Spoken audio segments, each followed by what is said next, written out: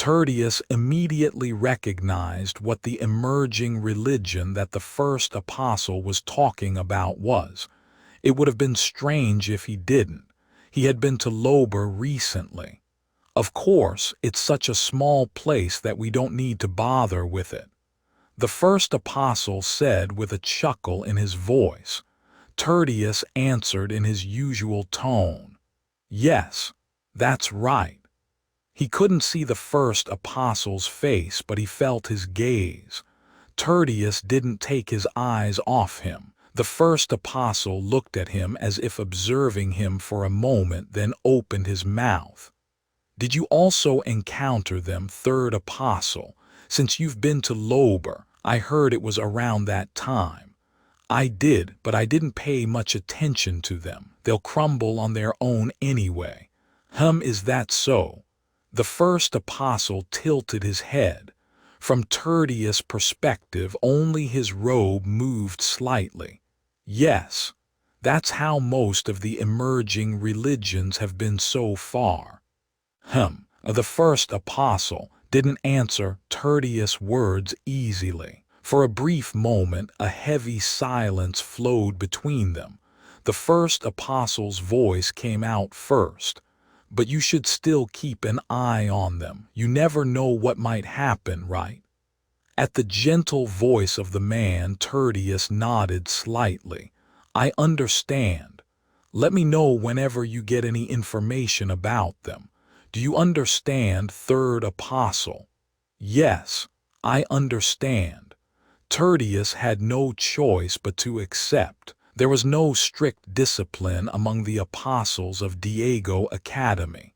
That's why Khalid also treated Tertius, who was higher than him, without any hesitation. But it was different for the first apostle. He was the one who communicated with Diego the most, and the one who Diego trusted the most. Naturally, all the power was concentrated on him, and he had authority accordingly.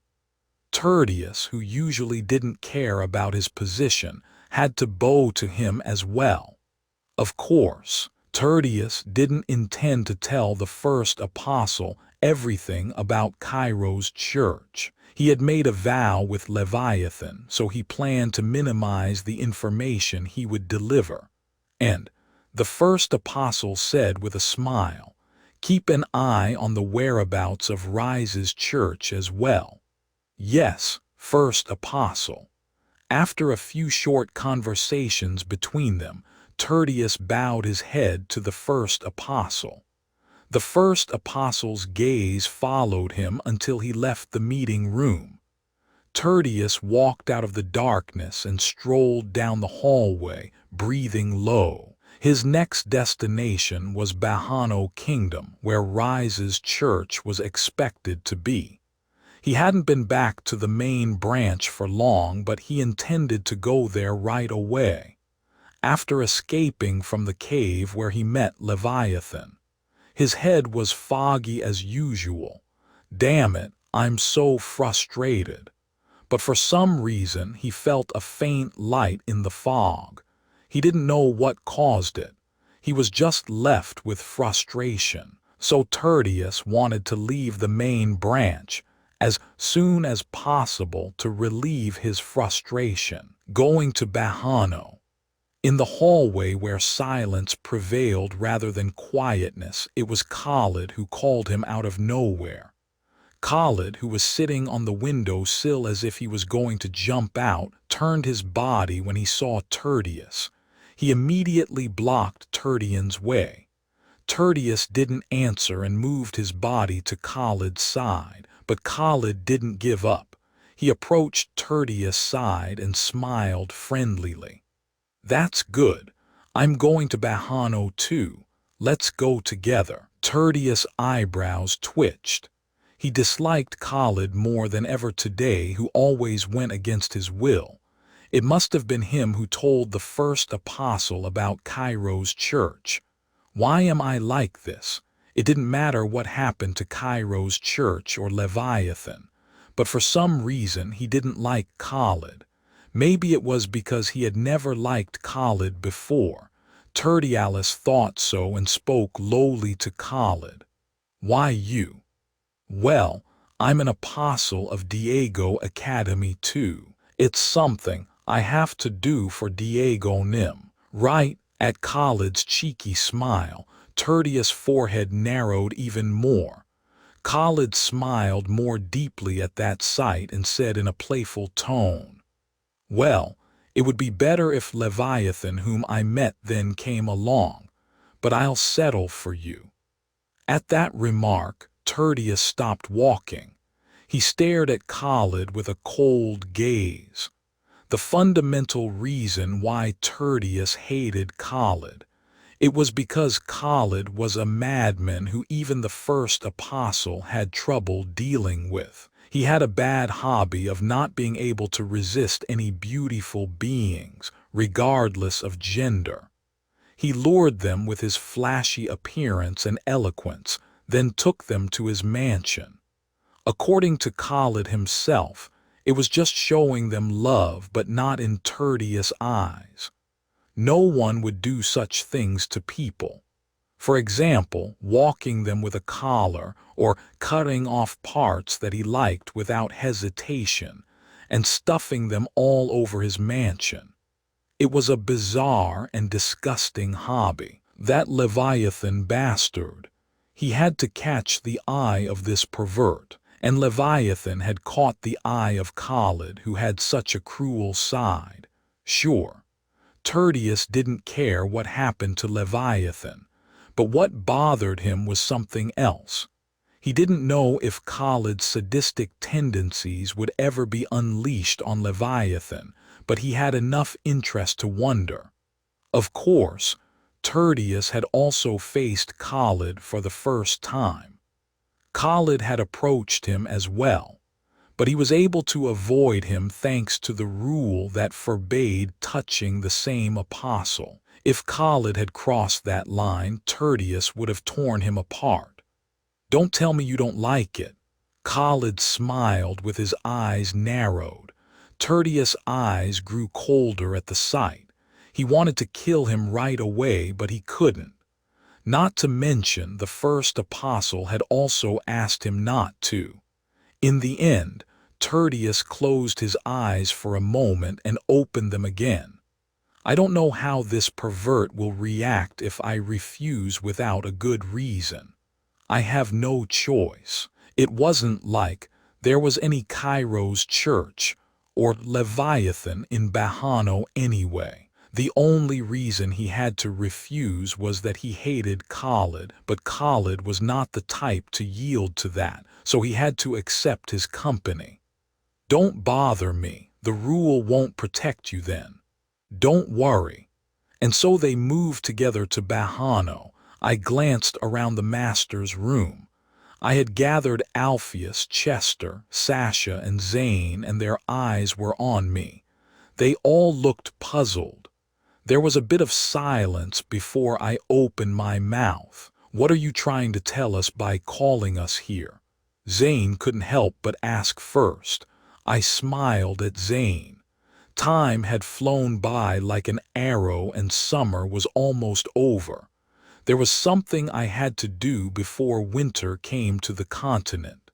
It had been a month since I returned from Bayon. During that time, I had organized the temple, and now it was time to go outside again.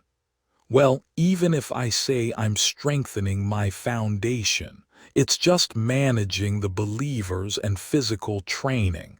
Anyway, I'm going to go on a mission soon. At that, Ain's eyes widened like lanterns. The kids just smiled as if they expected it. It was then that Kairos appeared as a puppy. That's right, that's right. We have to go outside to gather believers. I had talked with Kairos for several weeks. It wasn't a serious conversation, just a meeting to gather believers.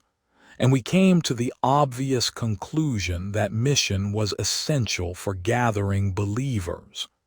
Actually, that was what I had argued from the beginning, and I had persuaded Kairos who wanted to strengthen our foundation a little more. Well, I thought you would do that someday, but where are you going?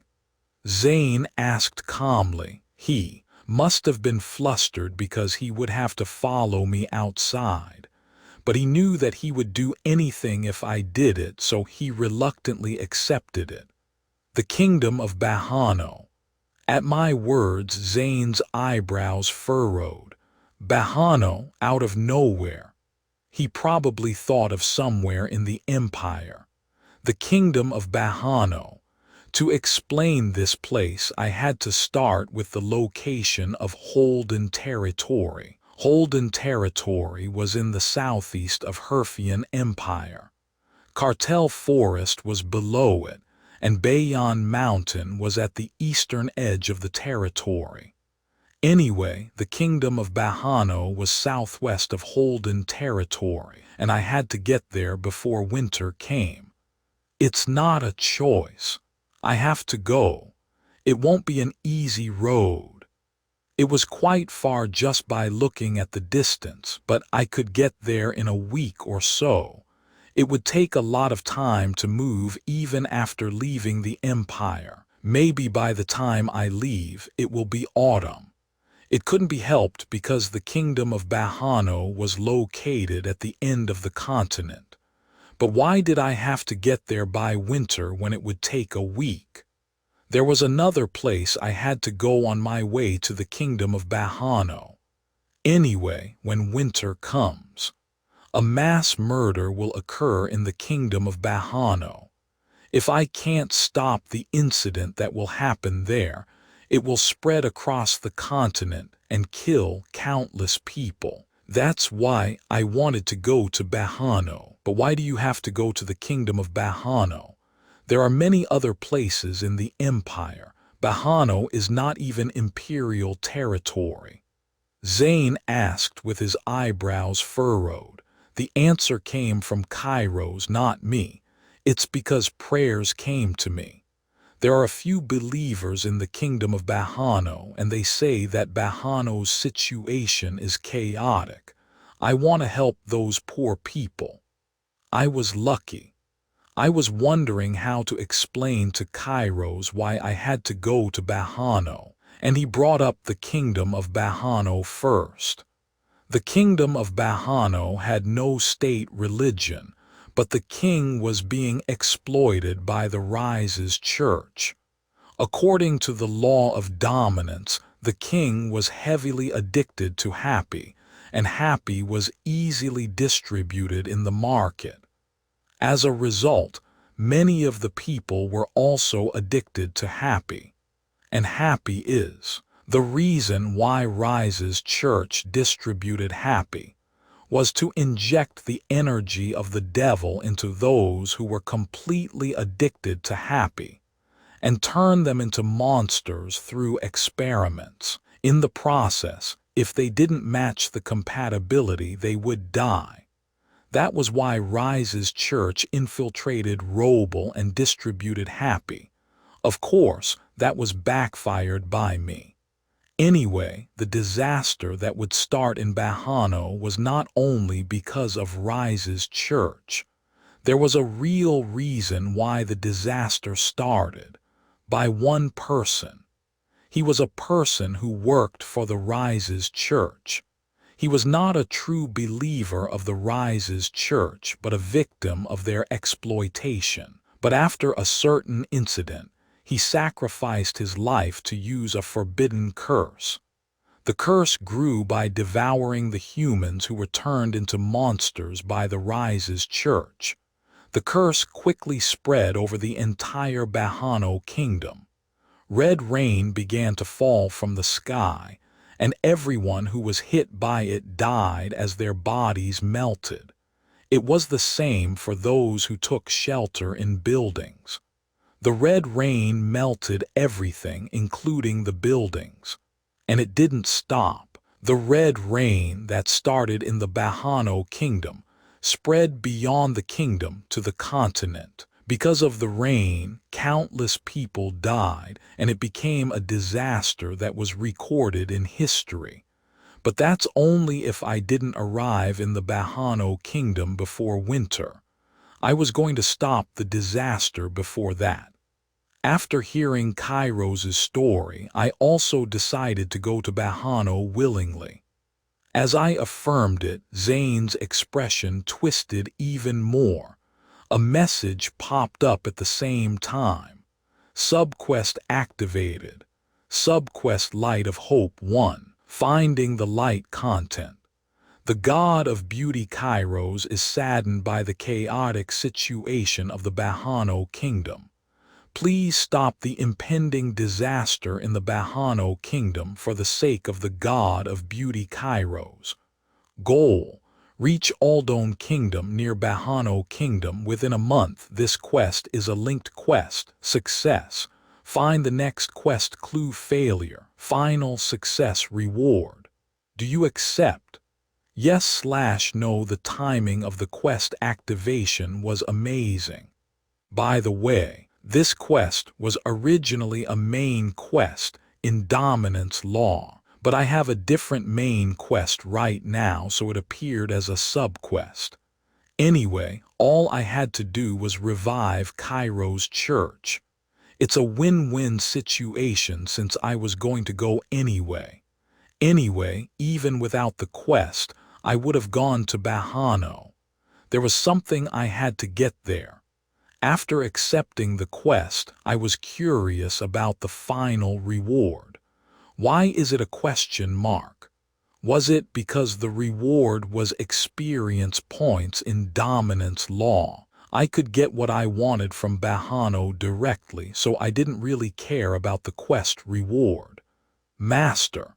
As I was thinking about that, Zane asked me with a serious face. I'm going too, right? I smiled brightly. Of course you are. Damn. Zane's shoulders sagged. After declaring that I would go to Bahano, I moved busily. I took care of the temple affairs and made various potions for 3 days. I squeezed out my divine power and made healing potions in advance, and also made antidotes and transformation potions for any possible situations. Master, as I finished making potions and put the remaining herbs in my inventory, Alpheus's urgent call came. What's up, Alphi? Your brother is here. Did I hear wrong? Can you say that again? Your brother, Sevenus Holden, is visiting the temple. What Sevenus? Did he come to see me? He wants to see you. Well, actually level off Holden. Oh no. Damn. I quickly finished tidying up and changed into my master's robe. As I pressed the priest's robe that I had put in my inventory beforehand, my appearance changed. The official priest's robe of Kairos Church that was made recently was made by Sasha herself. It was white with a similar shape to the master's robe, but less flashy. Why did he come? I checked that no one was around as I left the master's room and took off my glasses.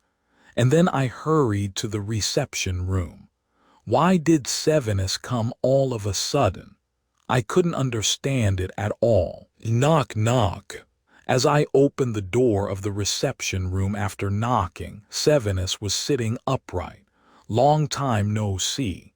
Levy. Sevenus jumped up from his seat as soon as he saw me coming in, and he came over with his long legs and hugged me. Why is he doing this? I felt embarrassed but hugged him back slightly and stepped back. Then Sevenus looked at me intently. Brother, you're here. I smiled politely, but Sevenus's eyes seemed strange somehow. Why did you lose so much weight? What? Did he say I lost weight? I'm still the same. If anything, my face seems fuller. Kairos also said he couldn't understand it. Is the temple food bad? No, I'm eating well. No way, your face is so thin, this won't do. I have to contact mother. Hey brother, I'm really fine. Come on, sit down.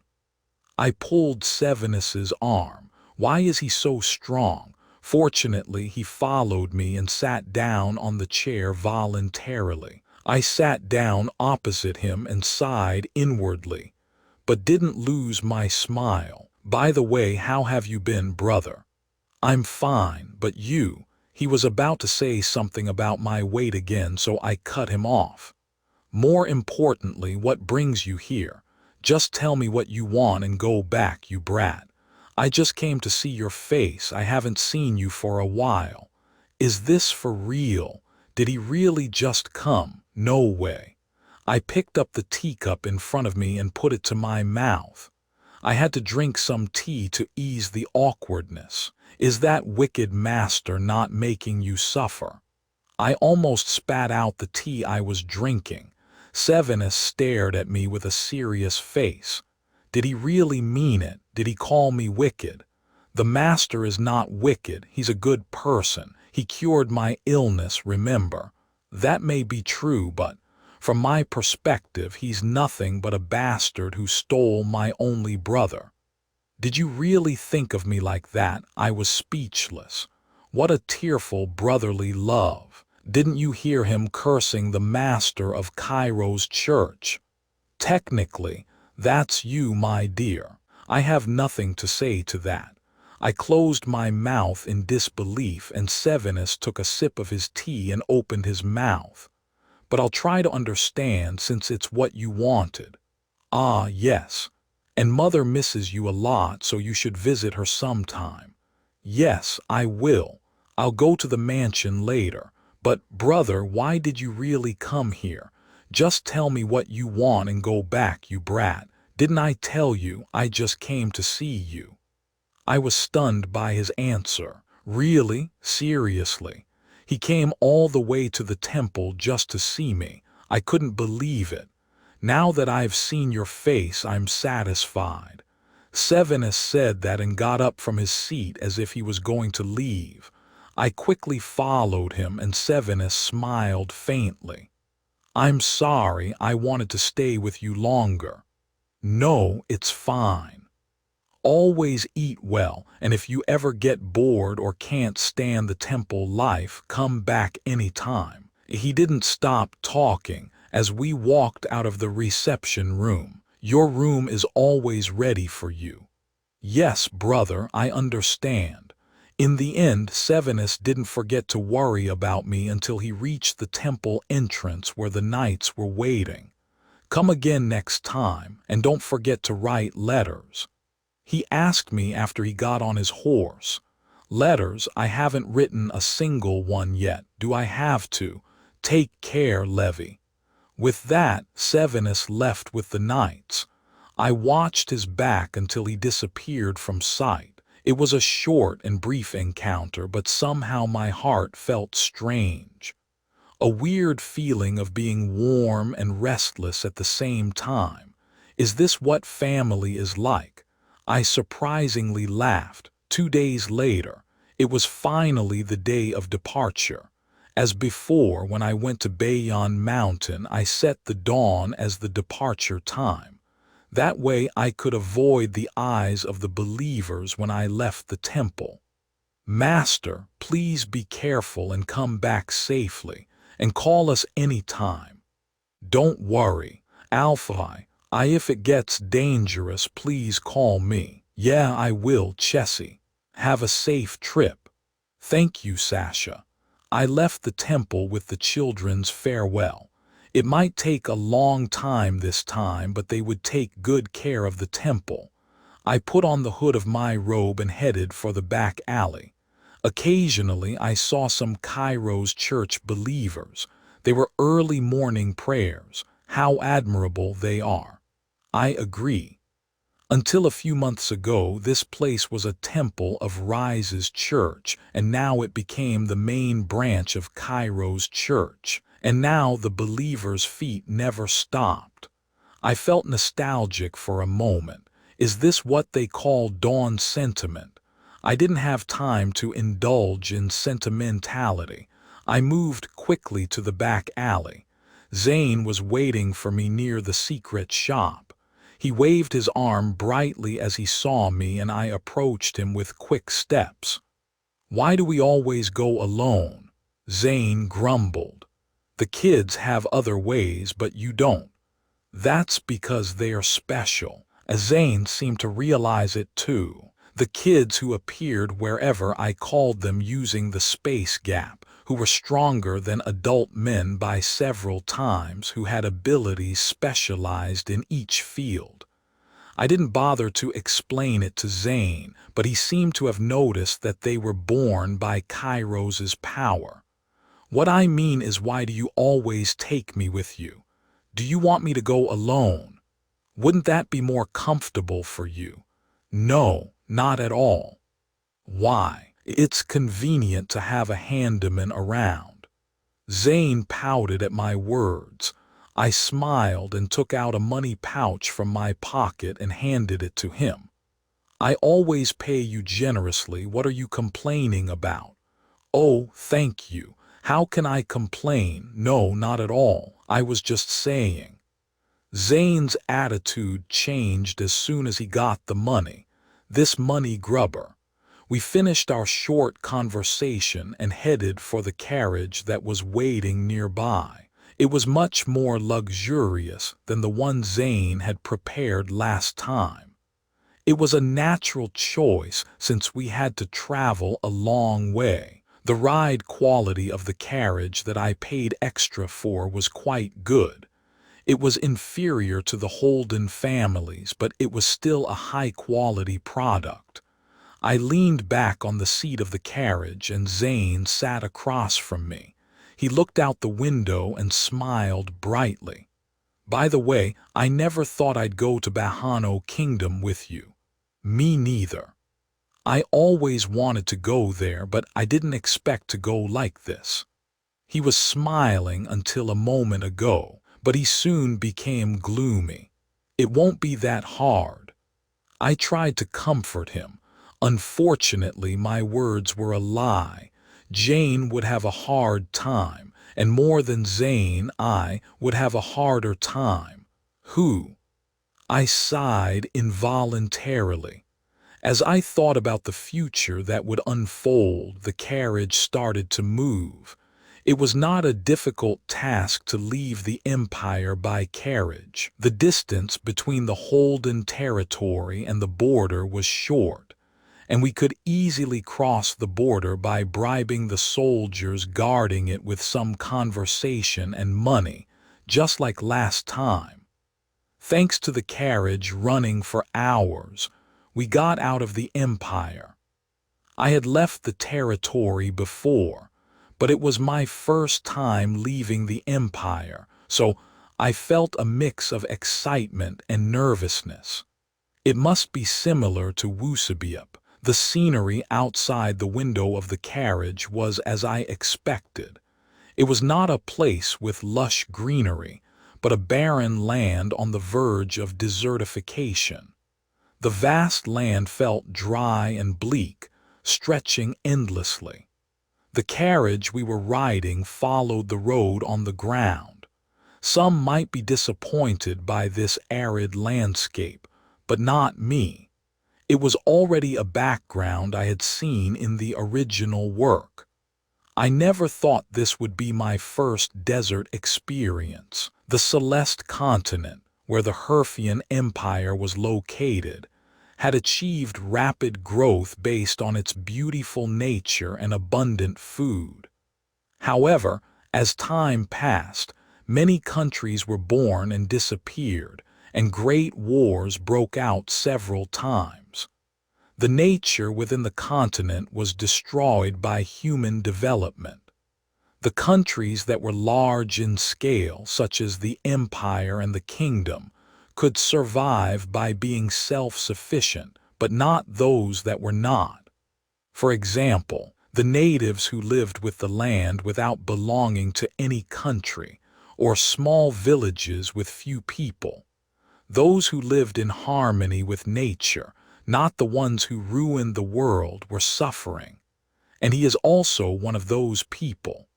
I was staring blankly out of the window, lost in thought, when I heard a rustling sound from somewhere. I lifted my head and looked at where the sound came from. I saw Zane rummaging through my luggage bag diligently. He took something out of the bag with a bland face. "What are you doing?" I asked out of curiosity. Without looking at me, Zane started to move his hands skillfully. He held 2 long wooden sticks and a thick woolen yarn in his hands. "Can't you tell I'm knitting?" He wove the yarn with very proficient movements. He didn't stop talking while moving naturally. It seemed he was quite skilled. "Why are you doing that all of a sudden?" I couldn't understand and asked. Zane only moved his eyes and looked at me. He looked at me with disdain. "Of course, because it makes money. We have a long way to go, so I'm doing it as a side job, and I'm bored too." He's really amazing. I laughed hollowly at Zane's answer. "Do you want to do it too, young master?" Suddenly I heard Cairo's question. "What, me? We have a long way to go, you said. Aren't you bored too?" "No, actually I'm very bored. Really. Actually I want to do it too. It was too boring to just think blankly. Last time when we went to Mount Bayon, I was also very bored in the carriage." I cleared my throat and spoke softly. "Zane." "Yes." Zane answered indifferently. "Well, can I do some knitting too?" It was very embarrassing to ask this after laughing at him just before. "What, really? You were just wondering why I was doing this?" Zane seemed incredulous and grumbled at me, but he still searched his luggage bag and handed me some spare knitting tools. I happily took them and smiled brightly. "But Zane, I don't know how to do this." "Really, master, you don't even know how to knit and you ask for it." He snapped at me openly now, but he had no choice but to bend since I was temporarily his master. "Yeah, teach me." At that answer, Zane sighed softly. "Geez, really, you're killing me." He complained, but he unraveled the part he had knitted so far, and then he told me, "Come on, follow me. This is a needle. I know that. SHH, this is yarn. This kid is ignoring me now." But as a learner, I had no choice but to keep my mouth shut. Late at night, somewhere in Aldone Kingdom, a middle-aged man was running through a deserted alley. Huff, huff. Behind him, a 4-legged beast was chasing him. The black beast that blended with the darkness shone its yellow eyes and chased after the man relentlessly. The man who ran away from the beast was blocked by a dead end in an instant. He reached out his hands to climb over the wall if possible, but it was too late. Alarg. His sight was reversed in a flash. The huge front paw of the beast pressed down on his stomach and ribs. Ugh, ugh. The man writhed and tried to remove the beast's paw with his hands, but he couldn't match the beast's strength, and the man's struggle subsided under the pressure of the giant Black Panther. Someone appeared behind the Black Panther. "Why are you running away, brother?" The man who appeared with an expression that he couldn't understand looked at the man who was under the beast and opened his mouth with difficulty. "Ugh, High Priest. PL, please spare me, ugh."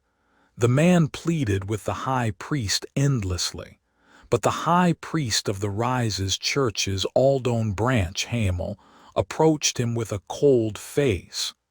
"Spare me."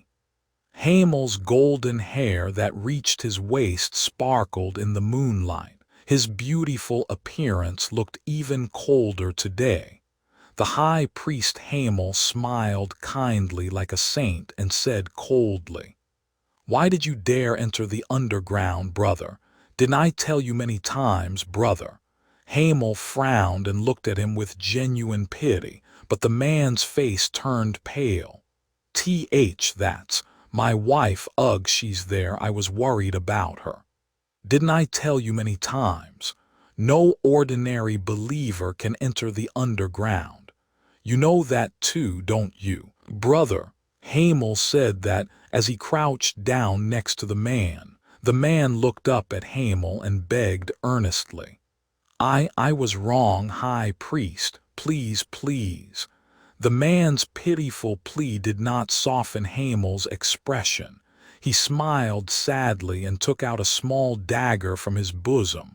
The well-sharpened blade reflected the moonlight and the man's breath stopped. Ugh! The cold blade aimed at the man's neck without a hint of hesitation. Don't worry, brother. Your soul will be taken care of by Hamel. Please. The man trembled his lips and prayed desperately. Hamel smirked and lifted the dagger from his neck and brought it to his lips. You said you were worried about your wife, brother. The icy blade parted the man's lips. The man followed Hamel's action obediently for fear of being cut. As his lips opened, Hamel took out a small white pouch from his bosom. Don't be afraid. I'll send you to her side too. As he finished speaking, the white pouch touched the man's mouth. A blue powder poured out of it. Ugh, ugh. The man tried to avoid swallowing the powder somehow, but Hamel's hand twisted his mouth and forced him to take the happy.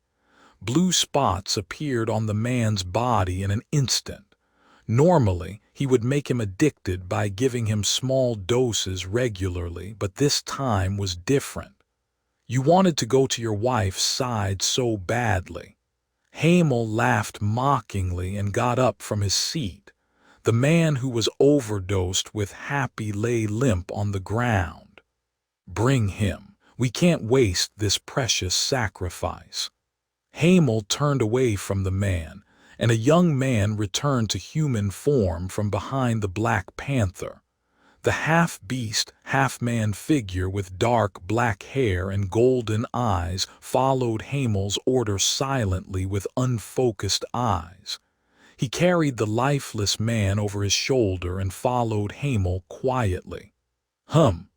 I yawned out of boredom. I stretched lightly and scanned outside the window. It had been about a week since we left the Empire. We stayed overnight on the way and passed through a few villages. During that time, Zane made about 10 pieces of knitting work and I barely made one scarf. Zane evaluated my scarf like this. Did you make a rag with this precious yarn? I was so ashamed by his cold gaze that I decided not to knit anymore. And Zane's knitting works were really high quality. He knitted hats and gloves unlike me and even made bags. I was amazed to see him do that. I shoved my scarf into my inventory and didn't even look at the knitting tools. Are you not doing it anymore? I'll just watch you do it. You're not good at everything, master. Shut up. But watching Zane knit made time pass faster and I didn't feel that bored. And when dawn broke, we finally arrived near Aldone Kingdom. Aldone Kingdom was a place we had to pass through on our way to Bahano Kingdom. It was a small country with less population and no big features compared to the Bahano Kingdom. But it was a popular tourist destination for its beautiful white buildings and clear sky. We planned to rest here for a few days and then leave. Wow, it's really pretty. Aldone Kingdom was beautiful even from afar. The white buildings shining under the morning sun were truly unique. I agree. I was also admiring when the carriage we were riding passed through the gate of Aldone Kingdom. Right after the system message appeared. Subquest Light of Hope 1. Finding the light cleared. Subquest reward will be given. Subquest updated. Subquest Light of Hope 2. The Beast of Aldone Kingdom content. You have arrived at Aldone Kingdom within the time limit. Find out the secret hidden here. Goal: find traces of the beast in Aldone Kingdom within a week. This quest is linked to another quest. Success. Next quest clue: failure. Final success reward. Do you accept? Yes/no. As soon as I saw that the quest was updated, I was about to press accept. But then I paused for a moment, wondering if I had seen it wrong. I scrolled down the quest content again and realized that I wasn't mistaken. It wasn't a mistake. The quest content. It's different from Wusabiup. According to my memory, the content that was updated when I arrived in the Aldone Kingdom within the Wusabiup was supposed to be hearing rumors about the Bahano Kingdom. But now it was different. It was not about hearing rumors, but about finding traces of a beast in the Aldone Kingdom. As I confirmed the content, a smile came to my lips. I felt like the system knew what I wanted. Come to think of it, it often happened before. There were times when the system window changed in real time, just like when the description of the healing skill changed. I accepted the quest with a faint smile. It's good for me. It was related to the beast of the Aldone Kingdom, which was what I wanted to do before I arrived in the Bahano Kingdom. Of course, it was also related to the beast that I wanted to arrive in the Bahano Kingdom before winter. Yes, this beast was the culprit of the disaster that would spread across the continent from the Bahano Kingdom in the future. So I planned to deal with this beast somehow before it went to the Bahano Kingdom. That would solve the disaster. Even so, I still had to go to the Bahano Kingdom. It's simple. The only thing that could be prevented by dealing with this beast was precisely the disaster. No, even if I stop the disaster, where is that? There is another way for demonization. Apart from the Bahano Kingdom disaster, a large-scale demonization would occur in Bahano by the Rise's church. In other words, these two were separate events. So my goal was divided into two: stopping the beast as much as possible in Aldone and then moving to Bahano to stop the large-scale demonization as well. These two were the core of this trip. It's annoying, but I can't help it. Strictly speaking, it was because what I wanted to get was hard to get without doing these two things. I felt a little refreshed after organizing my purpose properly. Wow, it's so beautiful. Only then did Zane's voice, who had been admiring the window, reach my ears.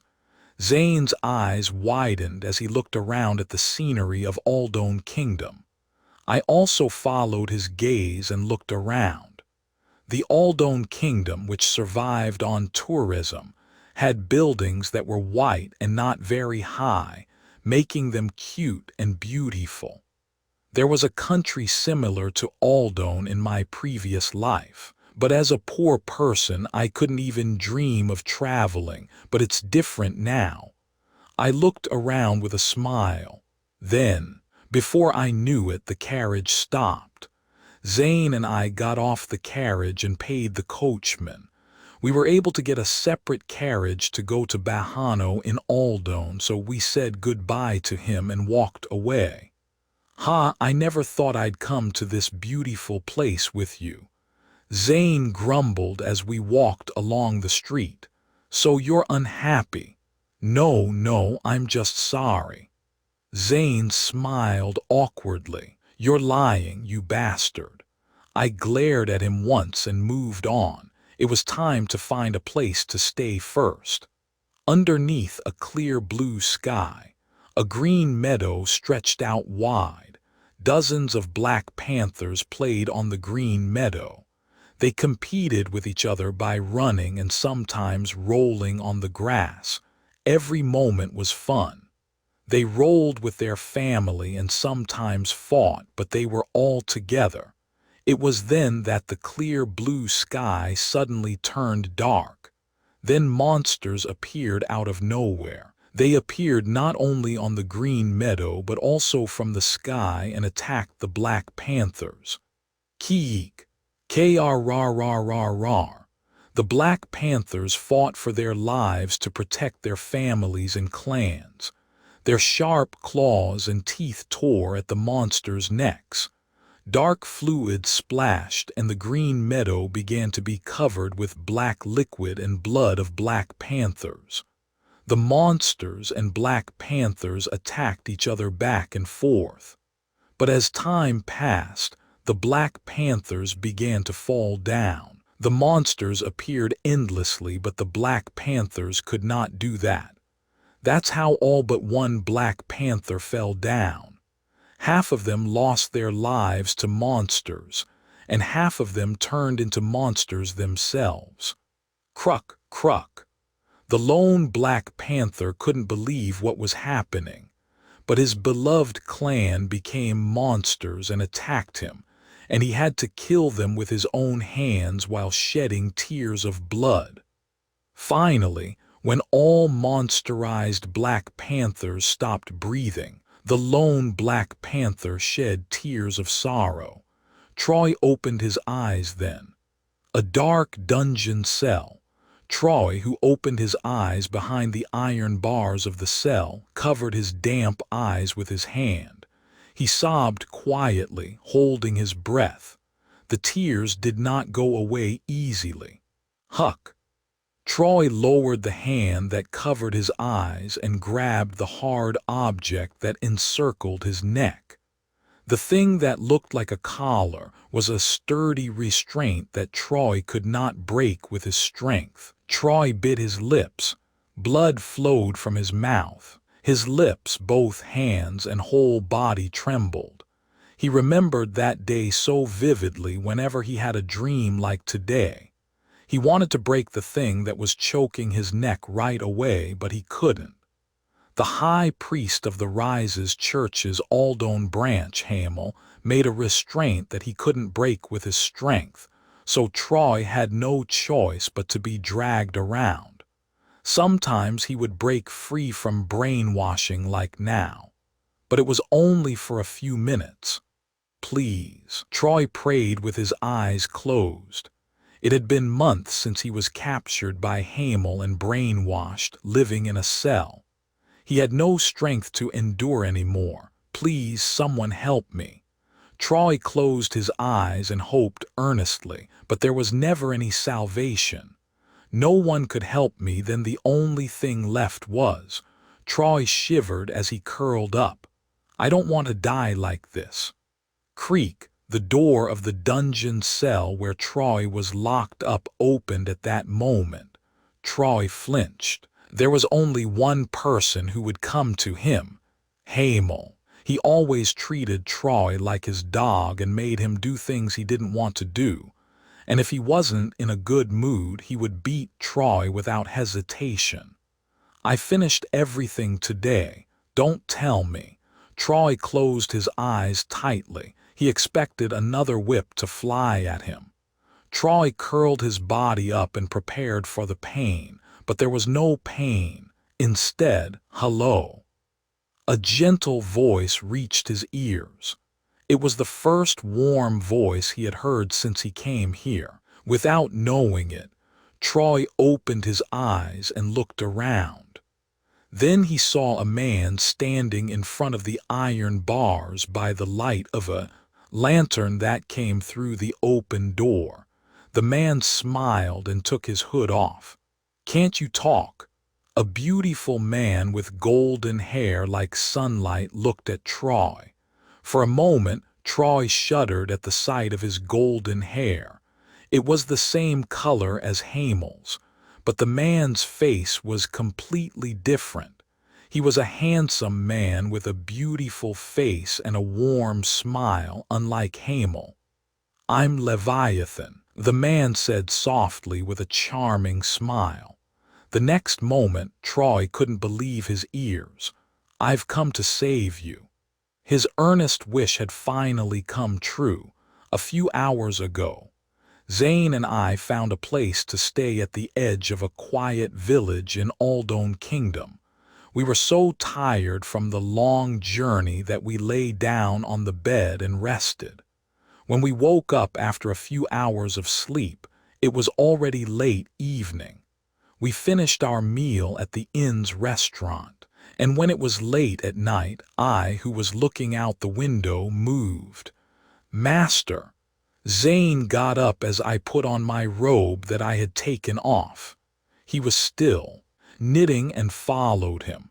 "Where are you going?" "I have something to check." At my words, Zane packed up his knitting supplies with a dumbfounded face. While I was putting on my robe, I felt that Kairos was quiet for some reason. Did he go to see the temple? Well, it didn't matter much to me whether Kairos was there or not. "Let's go." Zane finished preparing and we quietly left the inn. The beautiful sky of Aldone turned black and the street lights dimmed. There were hardly any people at this time, so only 2 people were walking on the street. "But master, what are you going to check?" "Simply put, traces." "What traces?" "The Rise's church." At my words, Zane's expression hardened. He was silent for a while, then I said with a faint smile, "Kairos told me through prayer that the situation in the Bahano kingdom is not good, right? That's all because of the Rise's church." What I was talking about was the information he had heard from Kairos even while traveling. Of course, I had known it for a long time. "I see." Zane's expression became serious. He thought about something for a moment and then asked, "But this is Aldone. The Diego Church still has a lot of influence here. Do you think there is a Rise's church here?" "I'm not sure, but I can't deny it either. The Rise's church is persistent like bugs." In fact, I was sure, but I didn't say so. I was constantly thinking in my head. The Wusabiop and the quest content are slightly different, so it's vague. In the Wusabiop, I collected information about Bahano Kingdom instead of finding traces of the beast. I was thinking about it when Zane suddenly said, "Come to think of it, there is a possibility. The distance between Bahano and Aldone is not that far." I nodded at that. "That's right." "Oh, and I know that the Rise's church usually thrives in marginalized areas." "That's right. A place like Roval in Aldone is Rassilren around here. So that's why we're going this way." I chose this place as my accommodation because it was close to Rassilren, because the traces of the beast are near the Rise's church's Aldone branch. However, what I was wondering about was what kind of traces the beast had left behind. Whether it was something I could see with my own eyes or not. I thought about it as I walked, and soon we reached Rassilren. Rassilren looked fine on the outside, but it was rotten on the inside. There were homeless people lying on the street and sometimes people who looked addicted to happy. "It's certain," Zane whispered to me. He also recognized people who were addicted to happy easily because he had been selling in alleys near Roval. We adjusted our hoods again and walked quietly through Rassilren streets. Then something caught my eye at some point. It was a wall illuminated by moonlight. On the wall, there were marks that looked like they were made by long and sharp claws. Could it be? The system window appeared at that moment. Subquest Light of Hope 2. The Beast of Aldone Kingdom cleared. Subquest reward will be given. Subquest updated. Subquest Light of Hope 3. Rescue the Beast of Aldone Kingdom content. You have found the traces of the beast within the Aldone Kingdom in the limited time. Now it's time to find and rescue him. Objective: find and rescue the beast of Aldone Kingdom within 24 hours. This quest is a linked quest. Success. Next quest clue failure. Final reward. Do you accept? Yes/no. So that was the right trace. My lips curved slightly up. I liked the quest content quite a bit. Rescue. I was planning to do that anyway. I accepted the quest, and Zane, who was following me along the wall, asked in a low voice, "Wow, what is that?" "It looks like the beast's trace." "A beast in the middle of the city? It's not impossible." "Huh, those Rises cultists, what did they do this time?" I ignored Zane's rage and looked around. As I turned my gaze along the wall, I saw a chapel at the end of it. I found it. Zane's eyes naturally followed my direction. There was a chapel slightly bigger than the one we saw in Roval there. In the original work, the Diego Church couldn't find the Rises Church's whereabouts very well. I sneered. It was amazing that we couldn't find it when it was so obvious. Well, even if it's the Diego Church, Aldone and Bahano are on the edge of the continent, so it's hard to care about them, and their influence doesn't reach all of them.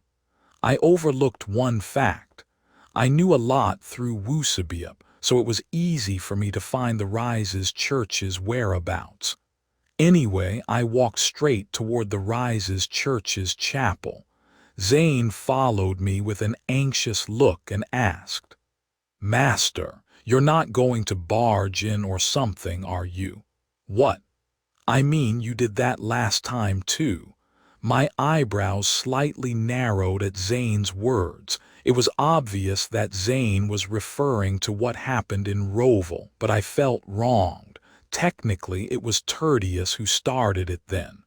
"I'm not going to do that," I said firmly. I had no intention of making a big fuss here. I planned to move only as the quest instructed. The reason was simple. According to Wusabiab, the Diego Church would have sent an apostle to the Bahano Kingdom. I might have come to Aldone because of the hidden route variable.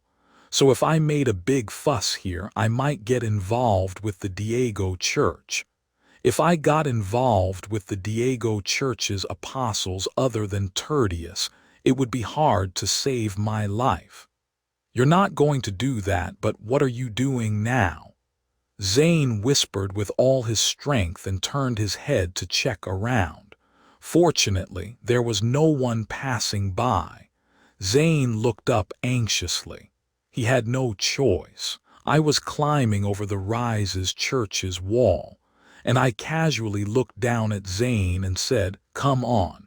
"Excuse me." Zane wanted to say something back, but before he could, I had already gone over to the chapel side completely. In the end, Zane had to follow me. As I crossed the wall, Zane whispered to me as I was looking at the chapel casually, "Master, what are you doing? You just crossed the wall like that." But I was stubborn. I put my finger on my lips and quieted Zane down. "Calm down for now.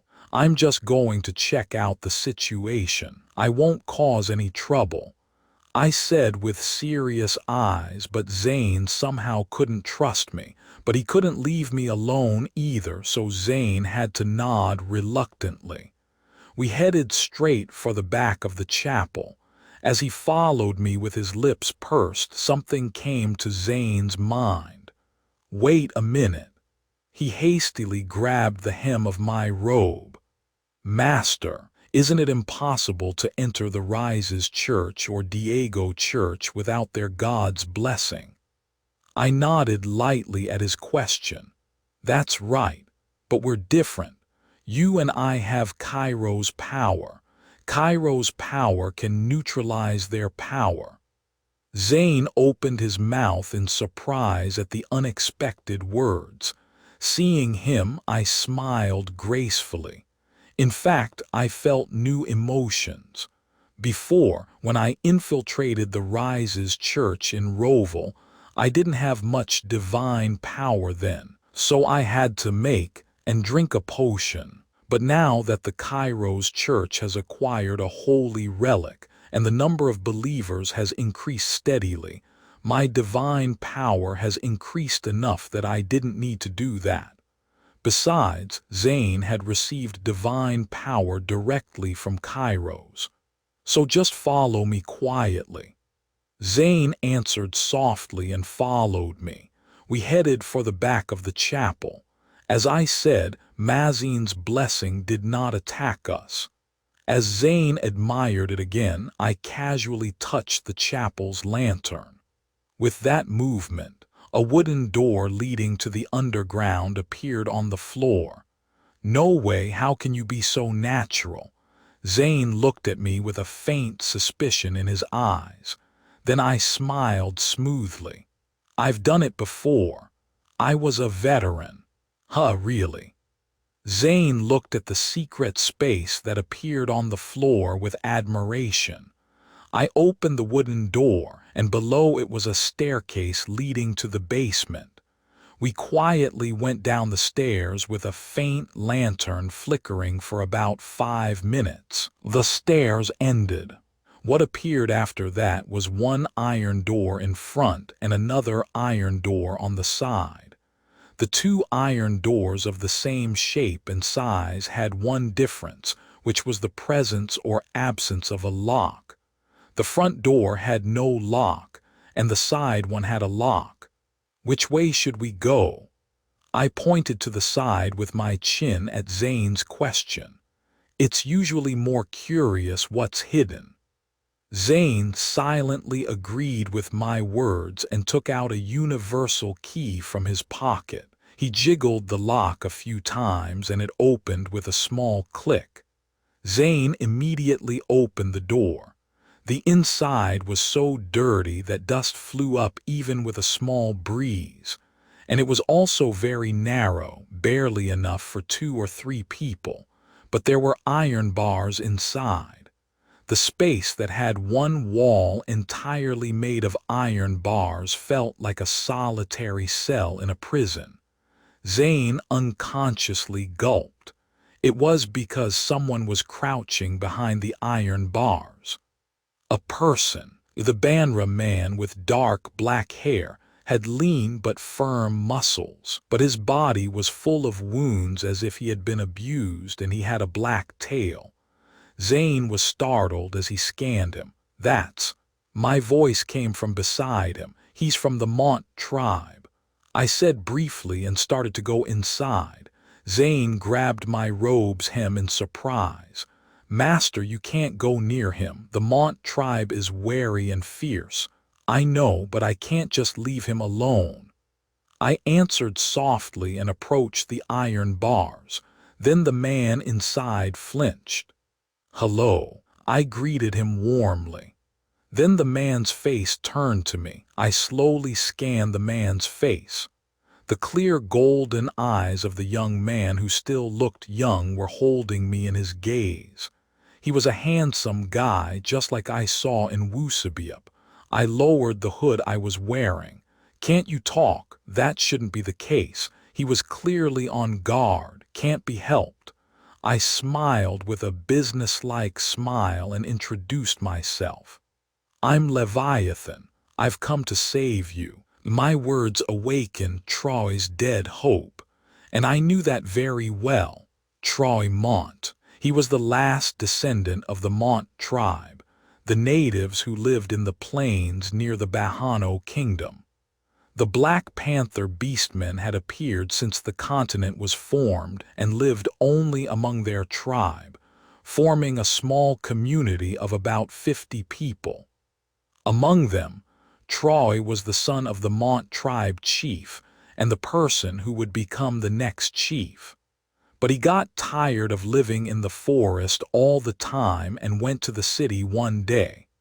The forest is too suffocating. He said it was a trip, but it was actually more like running away. Although he left without saying anything to his family, the trip was fun. He traveled around the Herfian Empire for about half a year, and he saw many people and cities. Although he couldn't get close to them and just watch them from afar, he was happy nonetheless. When he returned to the forest after a long time after finishing his half-year trip, "Mother, Father, I'm back. What is this?" Troy witnessed the horrible scene that unfolded before his eyes. All of his tribe were stained blue all over their bodies and were not in their right minds. At that time, Troy didn't know that it was because the Rise's church fed them happy and made them addicted, or that they were doing monsterization experiments. Then suddenly, a black mist appeared and wrapped around the forest and his tribe's bodies. Troy, who didn't know why, could only watch the situation. But then, his tribe screamed. Along with their last breaths, half his tribe lost their lives and the remaining half became monsters. "Why are you doing this? Father, Mother, please come to your senses," he shouted at them, but his words didn't reach them. His tribe lost their reasoning and became aggressive. "No, no, don't do this. It's me, Troy." He looked at his tribe, but they didn't recognize him. They turned into Black Panthers and attacked Troy. At first, Troy only focused on pushing them away. He was stronger than anyone else in his tribe as the chief's son, so it was possible. But that also became impossible as time passed. His tribe's aggressiveness increased and his life was endangered. In the end, he had no choice but to hurt his beloved tribe with his own hands. It's a dream. Yes, this is all a dream. It has to be a dream. Troy shed tears as he killed his tribe with blood on his hands. The tears that flowed from his eyes mixed with the blood on his face and looked like bloody tears. Sob, sob, I'm sorry, I'm sorry. Troy apologized endlessly as he killed his monsterized tribe, and finally he cut off his father's breath. "Thank you, Troy." His father said that in his last moments. Troy couldn't say anything. He collapsed among his tribe's corpses and just shed tears. Something flew at him then. Cough. The thing that wrapped around Troy's neck in an instant was a collar of restraint, imbued with the power of Mazine. Mazine's energy suppressed Troy's strength and brainwashed him in an instant. The one who threw it at Troy was Hamel, who was watching the monsterization experiment. Hamel, the high priest of the Aldone branch of the Rise's church, was very pleased with Troy, who had single-handedly dealt with the tribesmen who had become monsters. "You're good enough to be a pet for me." After that, Hamel dragged Troy to the Aldone kingdom and started to treat him like his dog. He could have addicted him to Happy if he wanted to, but he didn't bother. He didn't want to risk losing a useful dog if he failed to turn Troy, who had superior strength among the Monts, into a monster. "From now on, you'll wag your tail for me."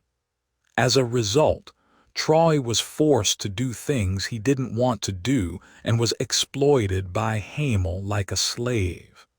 He harmed people against his will and suffered from it when the brainwashing wore off. He desperately hoped that someone would save him. But salvation did not come easily, and he thought he would never escape from this hellish place. Until then, salvation finally arrived. "I've come to save you."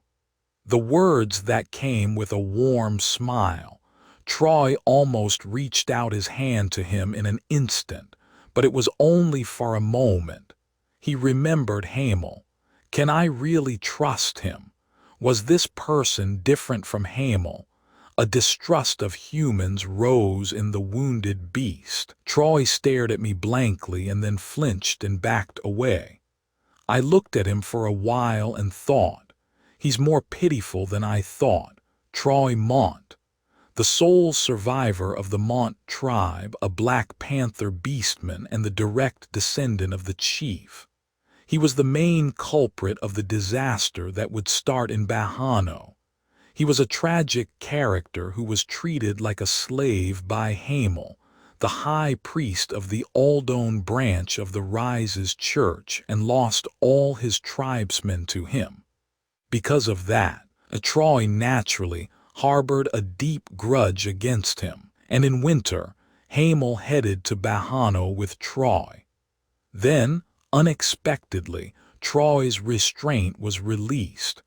Troy took advantage of that opportunity to perform a forbidden spell that only the chief and his successor of the Mont tribe could perform, in order to avenge his family. When Troy performed the curse at the cost of his life, coincidentally, the Rise's church carried out a monsterization that covered the entire Bahano kingdom. Thanks to that, even those who became monsters became sacrifices for the curse, which grew like a snowball. Well, in the end he died and Tertius lifted the curse, but I didn't have much attachment to him.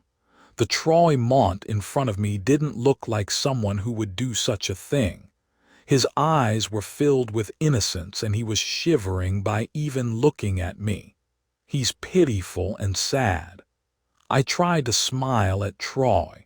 The disaster would not happen now. In Wusabiup, saving Troy would prevent the disaster from happening, and he could also be used conveniently if I tamed him well. For example, I could ride on a Black Panther beastman instead of a horse. He was fast, could communicate, and even strong. But if I actually ride him, I feel like I'll look bad. But it was a real feature in the game. Although Troy's personality was a bit fierce, he was fine once he got close. But in Wusabiup, getting close to Troy was quite difficult. I looked at Troy for a while and then glanced at the iron bars of the prison. Getting him out of here was my priority. However, I couldn't just release Troy. No matter how much he had been brainwashed so far, his basic strength was considerable.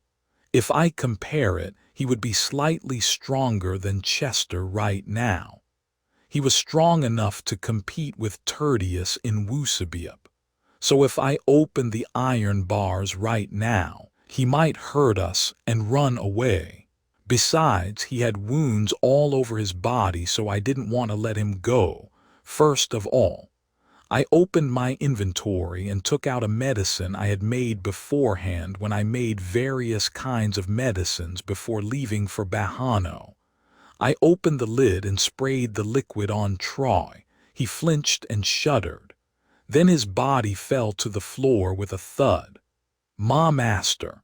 As Troy lost consciousness, Zane, who had been watching behind me, came up with a fuss. "Did you kill him?" He came up to me with a startled look. "Do you really think I would do that? I just put him to sleep." What I sprayed on Troy was a sleeping drug I had made in advance when I made various kinds of medicines before leaving for Bahano. "Oh, I see. I'm going to take him and treat him, so open this up." I pointed to the iron bars with my chin, and he followed my order with a nervous face. "You're going to treat him. What if you get caught by the Rise's church? They'll make a fuss if he disappears, but they won't know we took him." Zane still frowned with worry, but he obediently opened the iron gate. "Pick him up." "Me? Then should I do it?" Zane pouted, but he obediently picked Troy up and put him on his back. I took out an extra robe from my inventory and covered Troy with it. I also hid his tail perfectly and went outside. I let Zane, who was carrying Troy, go up the stairs first, and I followed behind him. Suddenly, the iron bars next to where Troy was caught my attention. There, like Roval, there was also an underground prison. The people in there were those who were addicted to happy. But unlike Roval, most of them were close to monsterization, so it was hard to save them right away.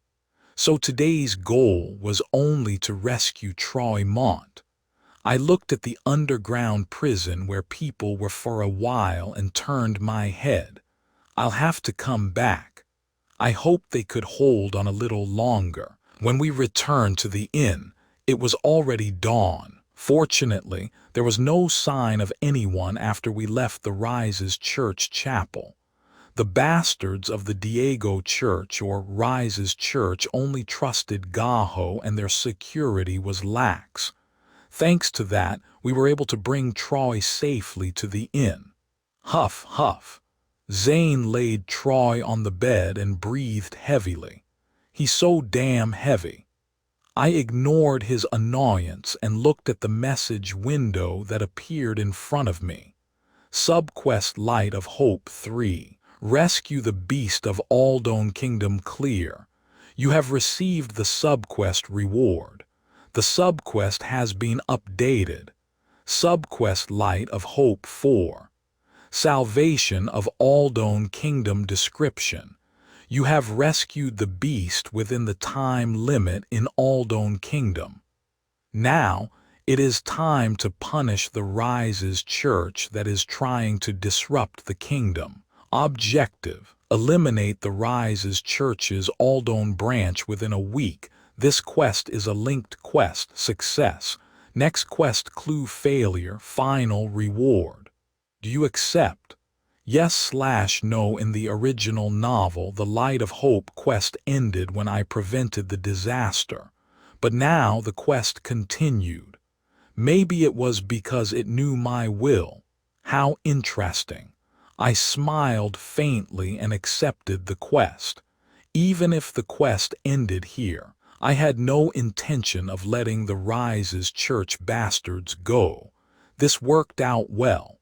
Then I turned my gaze to Troy, who was lying on the bed. There was a restraining device on Troy's neck that contained magical powers.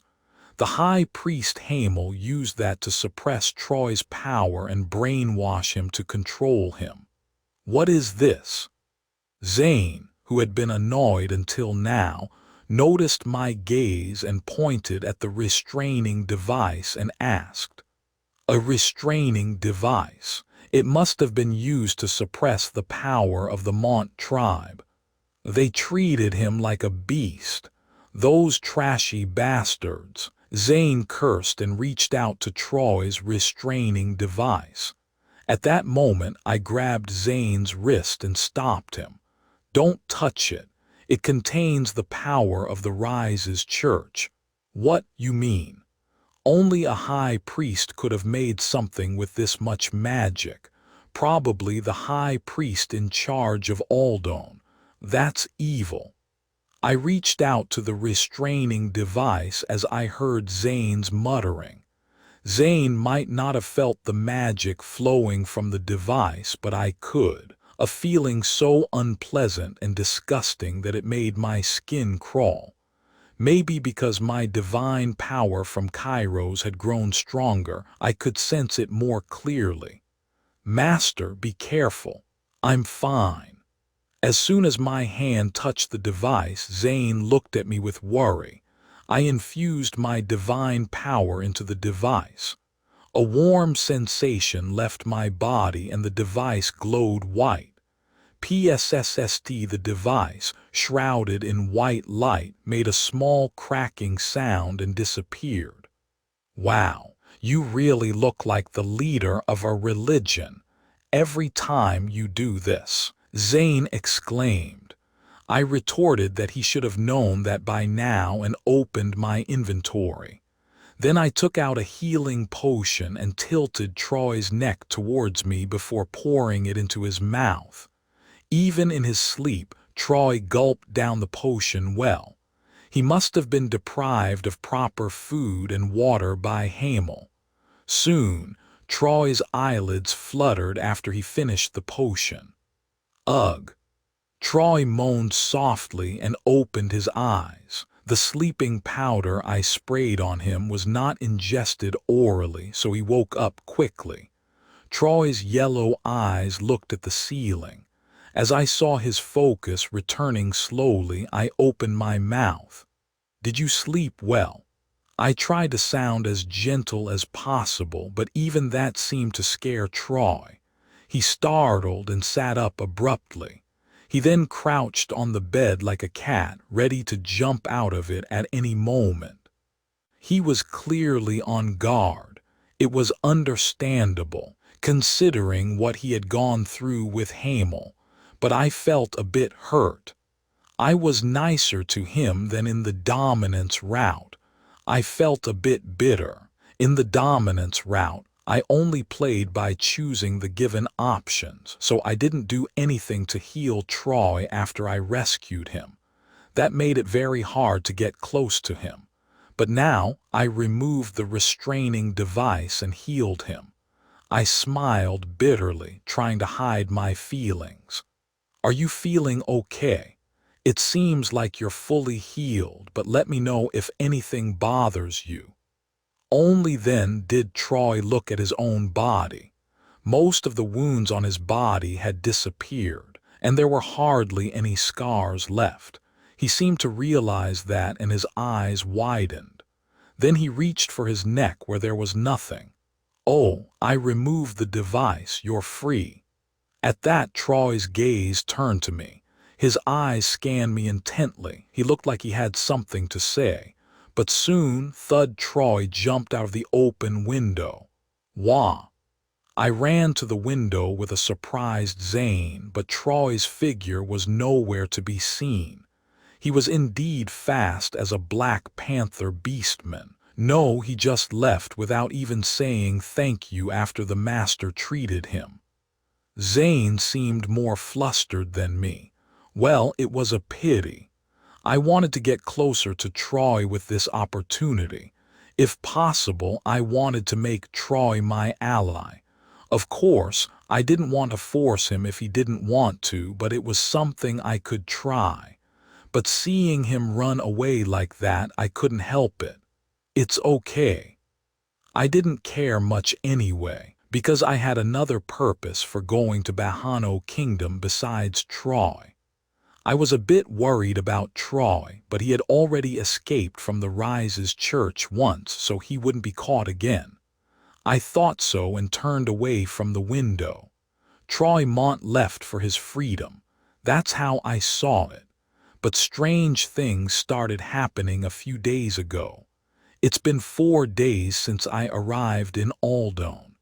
Since Troy ran away from the inn, weird things started appearing on the window sill. Sometimes there were small wooden fruits, and sometimes there were small red gems. I wondered what they were at first. I thought maybe they were left by some animals living in Aldone. Then yesterday I met someone's eyes on a tree outside the inn. It was Troy, who was sitting crouched and looking at me. This is not like a magpie repaying a favor. No, he's a panther, so maybe he's like a tiger brother. It felt like a cat was giving me gifts. That's why Troy seemed quite cute to me. He was taller and bigger than me.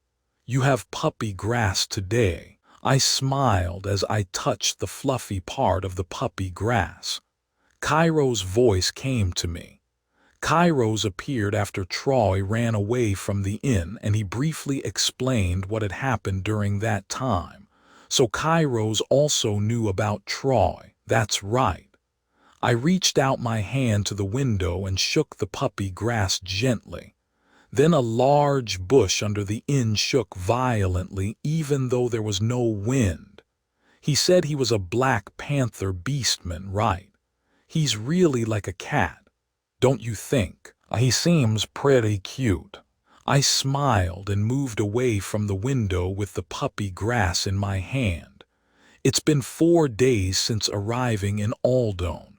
During that time, I kept an eye on the Rises Church's movements. Zane and I wandered around the Rises Church chapel every night, and there was no big movement. I thought they would make a fuss about finding Troy, but they were quiet. In the original story, I think there were priests wandering around. Or not. I didn't rescue Troy very often while doing Wusabiep, so I was a bit confused. Well, anyway, I have to leave Aldone soon. Before that, I wanted to clean up the Rises Church branch in Aldone. The quest also told me to kill them. Of course, there was no immediate reward for killing them, but I couldn't just leave them alone. The world was blanketed by darkness and only the moon was up.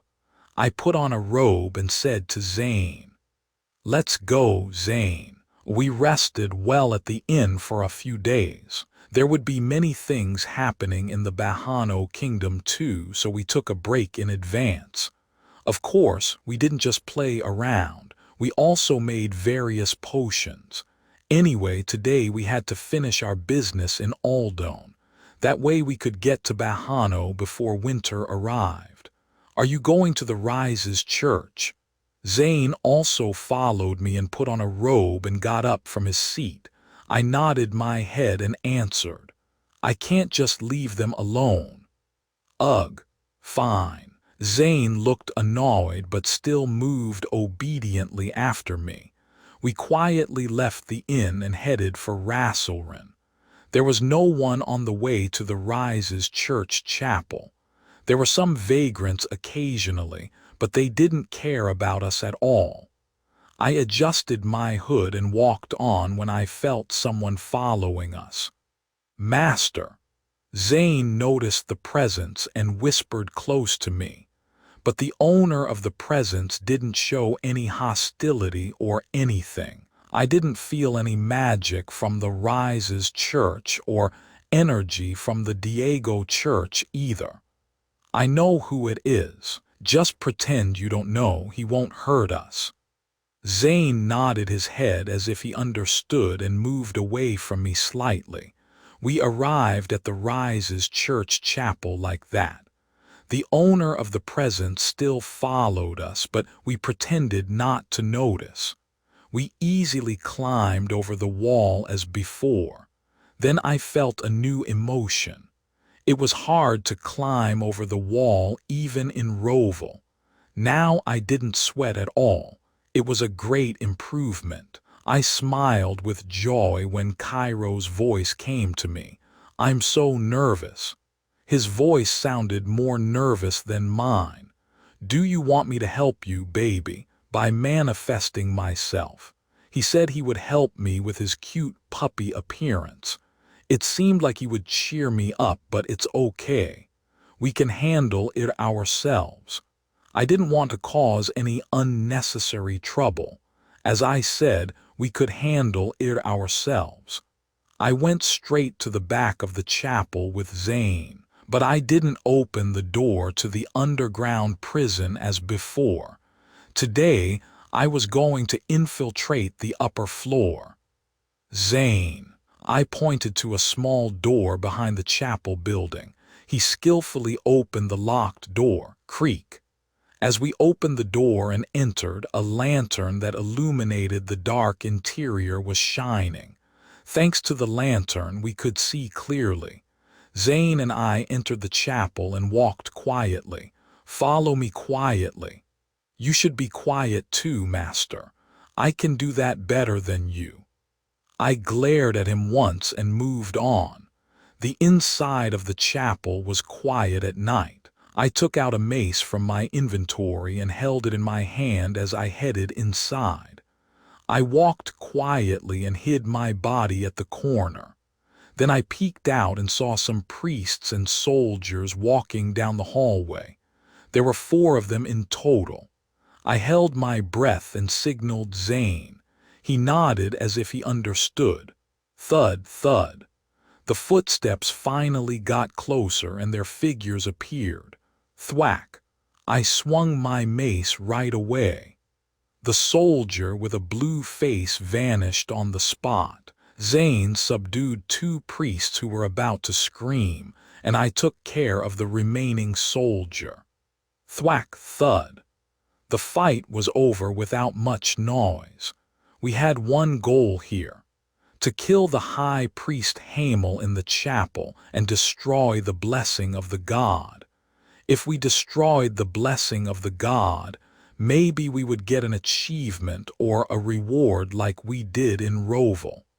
It wouldn't be bad to take over this town with that, but I didn't really want to do that. It would be too much trouble to manage. I thought so as I dealt with the beast soldiers and priests in the hallway with my club. Soon the hallway quieted. This is easier than I thought. It was similar to the difficulty level I saw in Wusabiep. There were more soldiers in Roval, but it was easy because Tertius took care of them. But Aldone had much fewer soldiers, so Zane and I could handle them easily. Maybe it's because the Rise's church is more focused on Bahano. As I killed the beast-like soldiers and knocked out the priests, I got closer to the high priest's room. It would probably be easy to deal with the high priest too. Aldone was just a gateway to Bahano in Wusabiep, so they must have adjusted the balance accordingly. I thought so and opened the door to the high priest's room. There, a man with a rather beautiful appearance was sitting at a desk. The man with golden hair that was darker than mine and reached his waist smiled and said to us, "Welcome, nice to meet you." He acted as if he had been waiting for us. It was like this in the original story too. Hamel, the high priest, was a cunning guy, but his power was not very strong, so it was easy to deal with him. "Did you know we were coming?" Zane stepped forward and asked Hamel. "Of course." It was noisy in the hallway. I thought we came as quietly as possible, but apparently not. Well, there were some beast soldiers who shrieked along the way. Besides, I knew someone had infiltrated when my cat disappeared, so I waited. Once again, I thought you would come. Hamel shrugged with a smile. Then he introduced himself with a saintly face. "I am Hamel, the high priest of the Rise's church's Aldone branch. What do you want to introduce yourself?" Zane asked sarcastically, and Hamel's smile deepened, but his eyes were unsmiling. "I want to let you know who is killing you before your breath stops." That was the moment. A black energy burst out from Hamel. Whoosh, in an instant the whole office was covered with black substance. "Ugh!" Zane groaned and twisted his body. I bit my lip hard. This is God's energy, my mistake. This guy had hidden this much energy. It was twice as strong as in the original story. The hidden route variable must have applied to him. Now it's time for repentance. Hamel got up from his seat. The desk that blocked his way disappeared. Hamel took a step toward us. Then black energy sprouted from behind him. It stretched out like arms and moved like tentacles. Soon, 6 black tentacles rushed at me. Squeak. They were fast but not invisible. Thwack. I swung my mace and knocked away the tentacles. "Good job, baby, you can do it." A smile came to my face. This was more fun than I thought. I was a bit surprised that he was stronger than in the original story, but I could handle it. "Ho ho, you're quite good." Hamel's smile disappeared for a moment. One after another, his arms turned black like tentacles. Then he reached his hand out to me. I saw black energy condensed in his hand. I realized what he was doing: spiritual release. I quickly stretched out my hand and released my spirit. Whoosh, white light and black light collided. Then both lights disappeared, but I saw it clearly. For a moment, Hamel's feet were pushed back. I didn't miss that moment, and I released my spirit again. Whoosh! As my spirit flew fast, Hamel stretched out both hands and spewed magic. He barely blocked my spirit and sweated while maintaining his smile. What is this power? The spirit that Hamel blocked spread around and destroyed the black energy that surrounded us. Thanks to that, the original office was revealed. Crash, something broke at that moment. At the same time, thud, Hamel's chest was pierced. 56 fury. I was so surprised that my mouth opened by itself. What pierced Hamel's chest was a hand with long, sharp nails like a dagger. Gagging. Hamel was bleeding and complaining of pain. But that didn't last long. This is because his breathing was cut off in an instant after a sharp puncture hit the center of his chest. Crunchy soup. As soon as the hand that pierced Hamel's chest slipped away, the body fell to the floor. A man was standing behind him. The man standing with his back to the moonlight was Troy-Mont. Ah! Hamel's blood was dripping from one of Troy's arms. For some reason, the sight felt so far removed from reality that it gave me goosebumps. I knew Troy was coming, but I never thought he'd show up here like this. It seems like he wants to take revenge with his own hands. What the hell is that? When Hamel died and the demonic energy encroaching around him disappeared, Zane came to his senses and approached. She seemed quite surprised to see Troy. How should I explain it when she keeps her mouth shut, not knowing how to react? Interest, my clan and my enemies, Troy said. Even in those short words, Troy's emotions touched me deeply.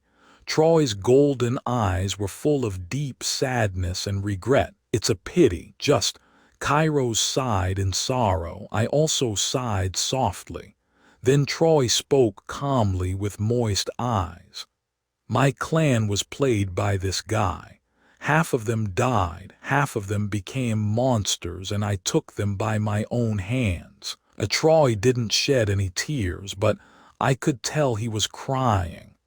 Neither I nor Zane nor Kairos could speak. The next moment, Troy stared at me. When our eyes met, his expression softened slightly. Thank you for saving me. He bowed his head to me politely. You are my benefactor. I looked at Troy for a moment and then slowly opened my mouth. My name is Leviathan. No, I'm Troy-Mont. Although it was only a brief introduction, the somewhat stiff atmosphere immediately relaxed. But Zane didn't seem to like Troy's attitude. Do you know who this person is and say that? He furrowed his brows and spoke crookedly to Troy.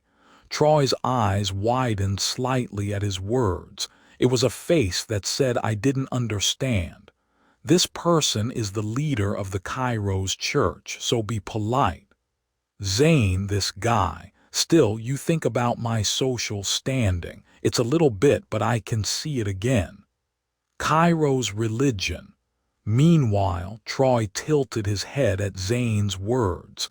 It felt like a cat tilting its head. Kairosism is different from most religions on this earth. In particular, it is the polar opposite of the Diego Church and the Rise Church. It is a place where no one is oppressed and where one can enjoy freedom. It is natural to be polite to the leader of the Kairos church. Zane said this while roughly running his fingers through his hair. Somehow I feel like Zane is more serious than me, the person involved. Kairos religion. Troy looked at me and widened his eyes. For some reason, her face seems a little brighter than before. Zane, don't force it. First, I stopped Zane from saying more. Yes, but I can't be the only one who respects my master. That's right. It was unfair that this bastard was the only one using the honorific term. Troy probably didn't like the way he spoke informally. Zane, you are my servant, not Troy. But Zane tried to protest as if it was unfair, but he soon kept his mouth shut. This is probably because there is nothing wrong with what I said that can be criticized. Leviathan, if you want, I'll be polite. But even though Troy saw Zane and I arguing, he said nothing. Seeing that, it was me who felt embarrassed instead of Zane. Are you okay? But I won't call you anything other than your first name, Master or Levy. I built it, but Leviathan never gets used to it. That's right. Troy's mouth softened. Even though Zane still disapproved of Troy, the situation was sorted out. Then there is only one thing left.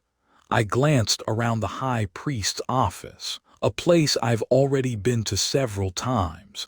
Even with my eyes closed, I could tell where the demon god's protection was. I felt a lot of discomfort, perhaps because of Cairo's sexual power. Is it this way? The left wall of the high priest's room. I felt an unpleasant energy wafting from the space covered by the curtains. When the curtain was removed, a small space with the devil's protection was revealed behind the archway. This marble. Zane and Troy followed me and stood next to me. I opened my mouth, looking intently at the demon's protection. This is the devil's blessing. It does not function to protect the Rise Church Chapel. I held the sacred club tightly and told the two people to step back.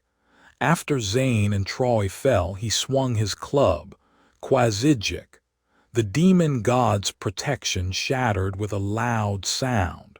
As soon as the powdered black beads slowly disappeared, a system window appeared in front of my eyes. Destroyed demon god's protection. Obtain the land and buildings of the Rise Church Aldone branch through the effect of the achievement Demon God's Protection Destroyer. You have acquired land and buildings for the Aldone branch of the Rise Church.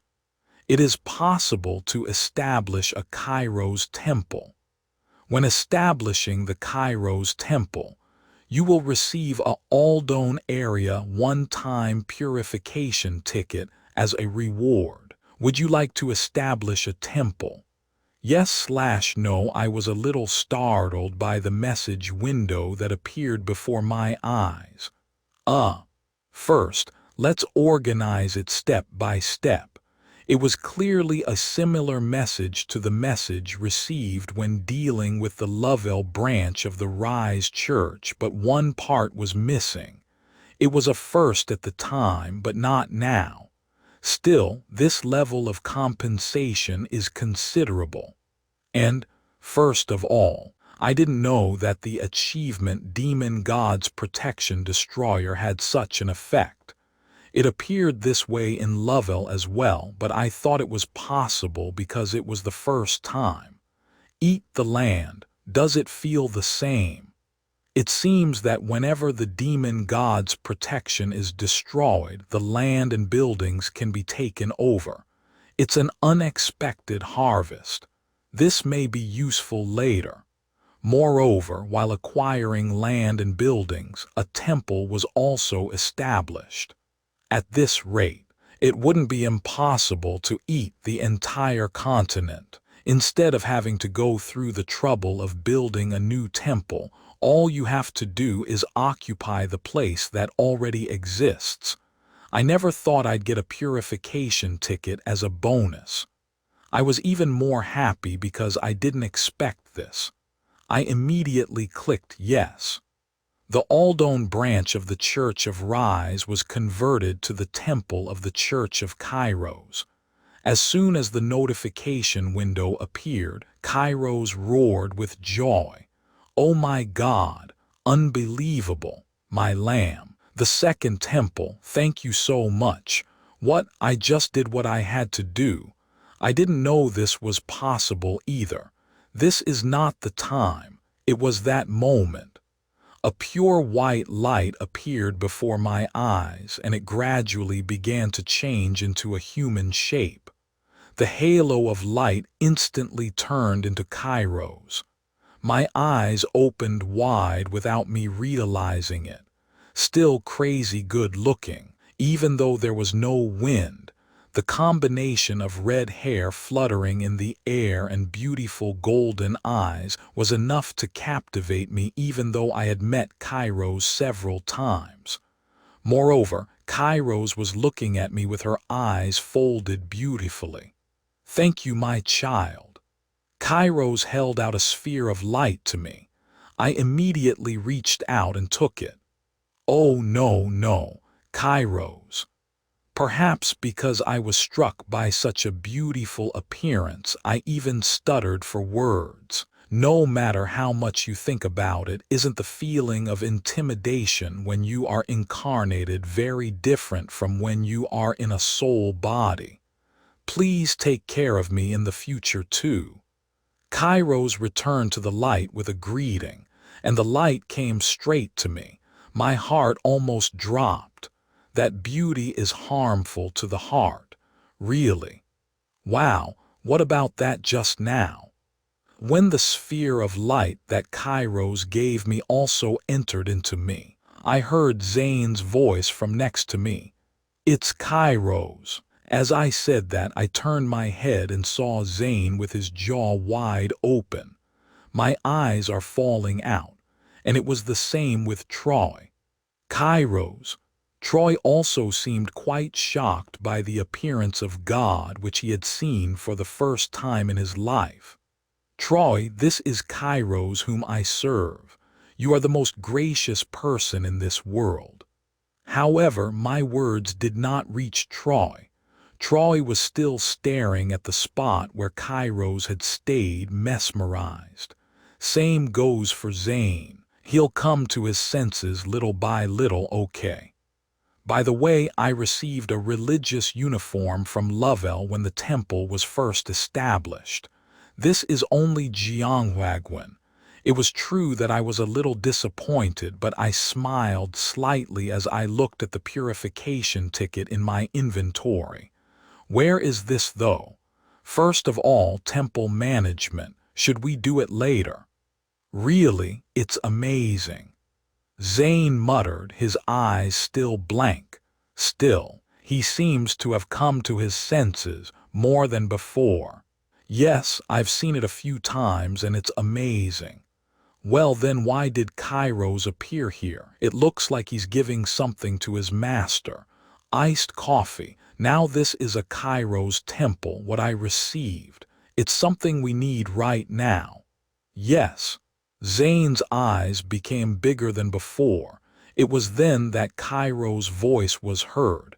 "Baby, but it would be difficult to use this place as a temple right now." "I guess so. It's hard right now because I have to go to Bahanu too. It would be possible if we could bring the children from Lovell." "I don't want to do that. I don't want to increase the children's work. If only there were more priests." Managing Aldone's temple was still a long way off. I guess so. Then I guess I should at least make some blessings." With those words, white light erupted from my body. The light was formed into a sphere in the place where the demon god's protection had previously been, and was transformed into the protection of Kairos. Pure white light emanated from the completed protection and spread throughout the chapel. This light, warm light.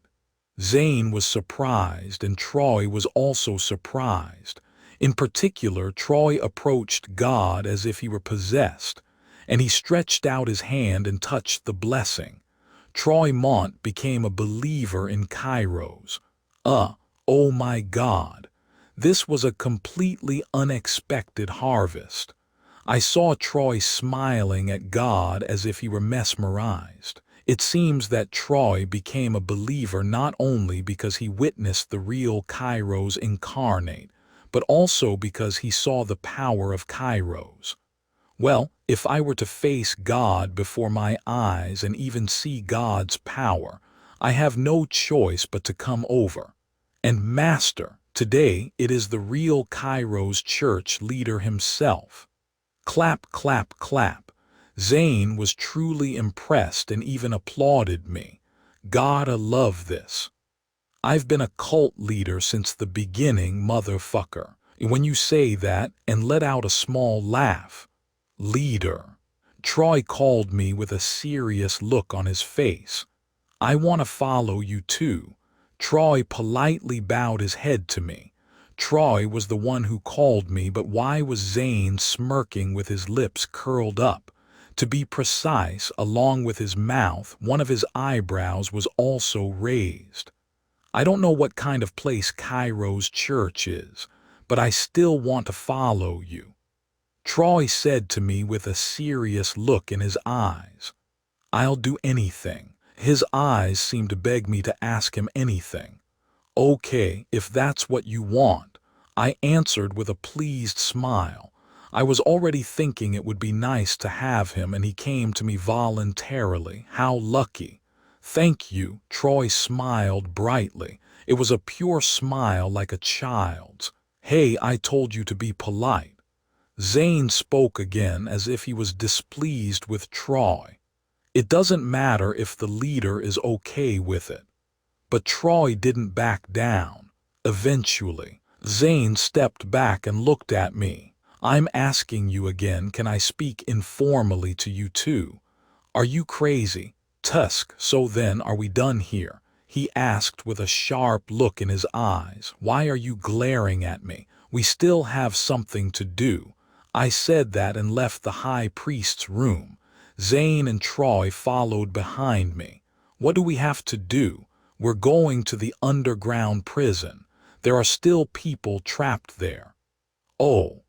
As we left the high priest's room and entered the corridor, we saw Rise's church priests scattered everywhere. How should I deal with Hamel's corpse and the priests? Before, in Roval, Tertius had killed them all so I could clean up using the purification light, but the priests here were still alive. Leader, can I take care of them? Troy, who was also looking at the priests, asked me. His eyes sparkled. Somehow it felt ominous. I nodded after a moment of hesitation and said, Sure, just don't kill them. I'll just erase their memories and throw them out. He said that with a bright smile. His expression felt like pure evil somehow, but the method itself wasn't bad, so I agreed. As soon as I did, Troy started to move hastily. Zane and I passed by Troy and moved along the path leading to the underground prison. Only our footsteps broke the silence. Zane broke it further. I heard that the successor of the Mont tribe knows many spells, but it seems that Guy is the successor. That's right. Oh, really? Spells? Kairos exclaimed in wonder. So that's why he's so rude. Zane added another insult to Troy, which I ignored as best as I could. He continued talking. But if this place becomes Kairos Church's temple from now on, how will you manage it? I won't do it right away. I have to deal with Bahano first and then think about it later. Alpheus or Chester can go back and forth here, so why don't you ask the kids? Zane asked me with a curious look in his eyes. This world didn't have child protection laws developed, so he might think that way. That would be hard for the kids. The Aldone branch should be dealt with after Bahano's matter is over. I understand. We chatted as we walked and soon arrived at the underground prison. We pushed open an iron door that was not locked and entered inside. A corridor lit by torches appeared. We couldn't see anything yet, but we could clearly feel a stale aura from inside. "Be careful," I warned Zane and walked quietly, killing my presence. It didn't take long for the path to end. What appeared at the end of the path was a wide space, and inside it, Kiek. There were dozens of soldiers who had turned into monsters. "Wow, you scared me. Wick, puck, puck." I swung my mace at 3 monsters that rushed at me, and at the same time I released holy power from my other hand that wasn't holding the mace. Crack!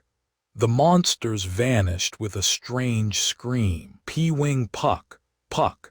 Zane was also engrossed in battle as much as I was. The arrows he shot with holy power pierced through the monsters' heads and they turned into dust and disappeared. "Good job, my kids. Puck, puck." We killed and killed the monsters that ran at us until we finished cleaning up. Seeing their combat skills improve day by day, I wondered if they had some talent for me. "Awesome, my kids." "Who?" I wiped off the sweat on my forehead and put the holy mace into my inventory. Zane was behind me, collecting the arrows that had fallen to the ground. Beyond him, I saw the iron bars of the underground prison. There were quite a lot of people locked up in the iron bars, similar to Roval. But their condition was worse than the people in Roval. The people of Aldone had most of their bodies dyed blue, and they made weird noises at me and Zane. Krrr. They were no different from having lost their minds.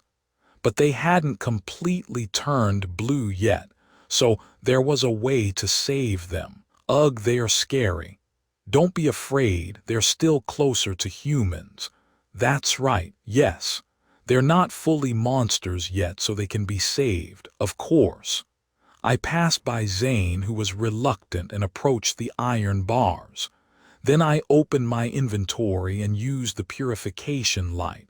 Paya. A bright white light spread out in an instant and filled the underground prison. And that wasn't all. This bright and warm light spread throughout Aldone. Seeing that, I closed my eyes. Why is this always so flashy? Damn, I didn't want to attract attention here. I didn't know if the priests of the Diego Church who were heading to Bahano would be in Aldone, but I couldn't help using the purification light. I can't just watch them die. When I opened my eyes again, the people in the cell had returned to their original appearance.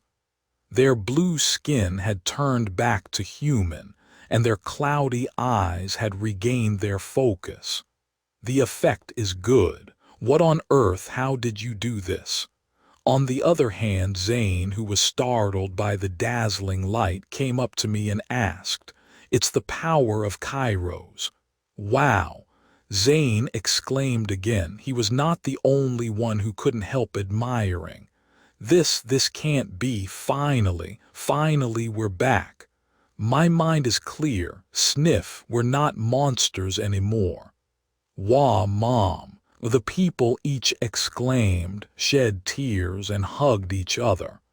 I smiled weakly at the sight. If I had known this, I wouldn't have suffered for the past few days. For the past few days, I stayed at the inn not only to rest, but also to make a potion out of mandrake root, which was the antidote for happy. The potion combined with mandrake root and healing skill was more effective than just eating the herb. I thought it would be good to use it on those who were almost transformed into monsters. Well, good is good. As I thought that, the people's eyes were already focused on me. The system appeared at the same time. The citizens of Aldone witnessed an amazing sight. Now they will focus on you. For 10 minutes, the probability of everyone here becoming a follower of Cairo's church increases by 50%. The event buff is similar to Roval's. It's a great deal. Did you save us? That white light, it felt like it washed us away. You did it, right? I think I saw it. Some of them must have been sane enough when I used the purification light. That's good. As I was about to answer their questions, Zane stepped forward before me. That's right. This is Leviathan, the leader of the Cairo's church. It was Cairo's power that dwelled in him that saved you. Cairo's church, Leviathan. He also defeated the Rise's church that tormented you. He's getting better at playing along. I couldn't help smiling and opened my inventory, and I changed into my leader's outfit. Then not only did the people's eyes gather on me, but Zane also looked at me in surprise. Haven't you seen it before? Ahem, ahem. First of all, I cleared my throat. Actually, I wanted to appeal to them as hard as before, but today I didn't feel like it. The system message said that they would focus on me, not on my speech. So this time I'm going to use a different method. I smiled at them with a sales pitch. I am Leviathan, the leader of the Cairo's church. Cairo's is always with you, and he will always take care of you. All he wants is your faith. That's it for today's sermon. What will steal their hearts is something else. I checked that their attention was only on me and took a deep breath. I decided to be as devout as possible. Then I closed my right eye and winked. Please, please let this work this time, please. I have the system buff and the leader's outfit buff, so please. You have successfully activated the title option fan service. 52 citizens of Aldone have become followers of Cairo's church. Finally, it worked. This damn fan service. Actually, I was hesitant to use this option, but I was tired of explaining everything to people every time. Of course, I didn't preach that many times. But for some reason I felt pressured to come up with new repertoire every time. How easy and nice it is to charm people with just a wink. I don't even have to think about sermon sentences. Cairo's.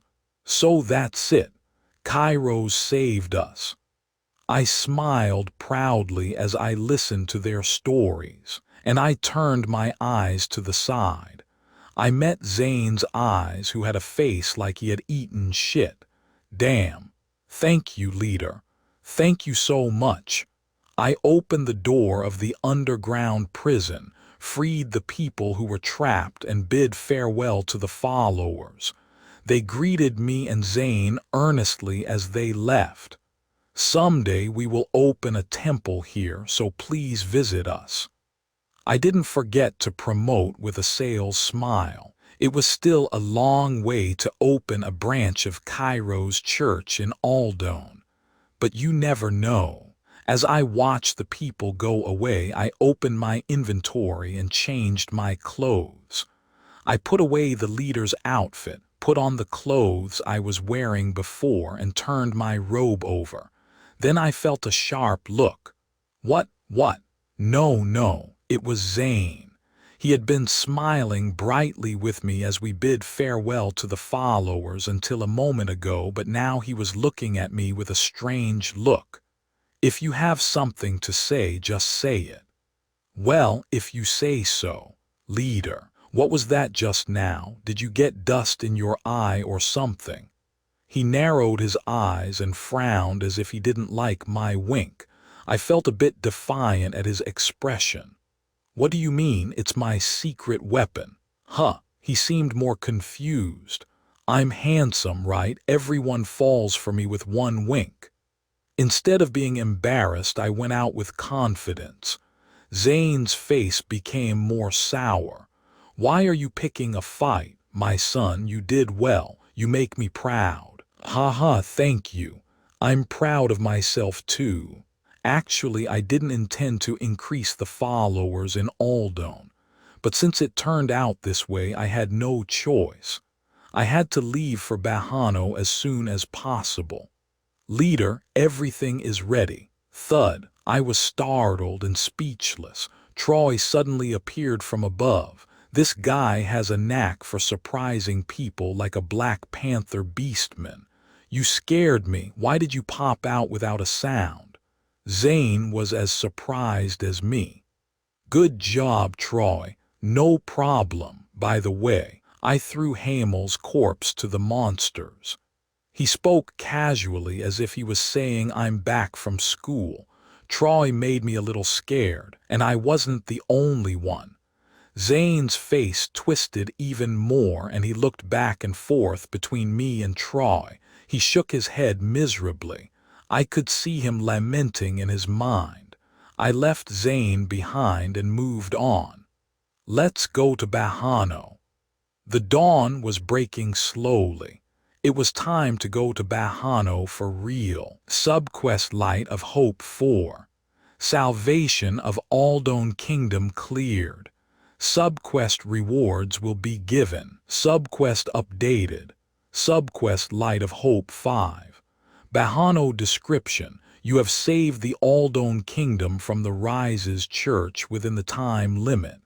Now it is time to leave for Bahano.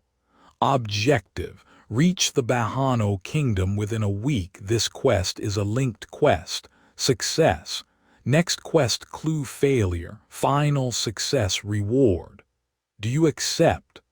Yes/no. I skimmed through the quest content and pressed accept. The quest update window appeared when I invoked the blessing of Mazine in the Rises Church's Aldone Branch High Priest's room, but there were so many notifications at that time that I postponed checking it.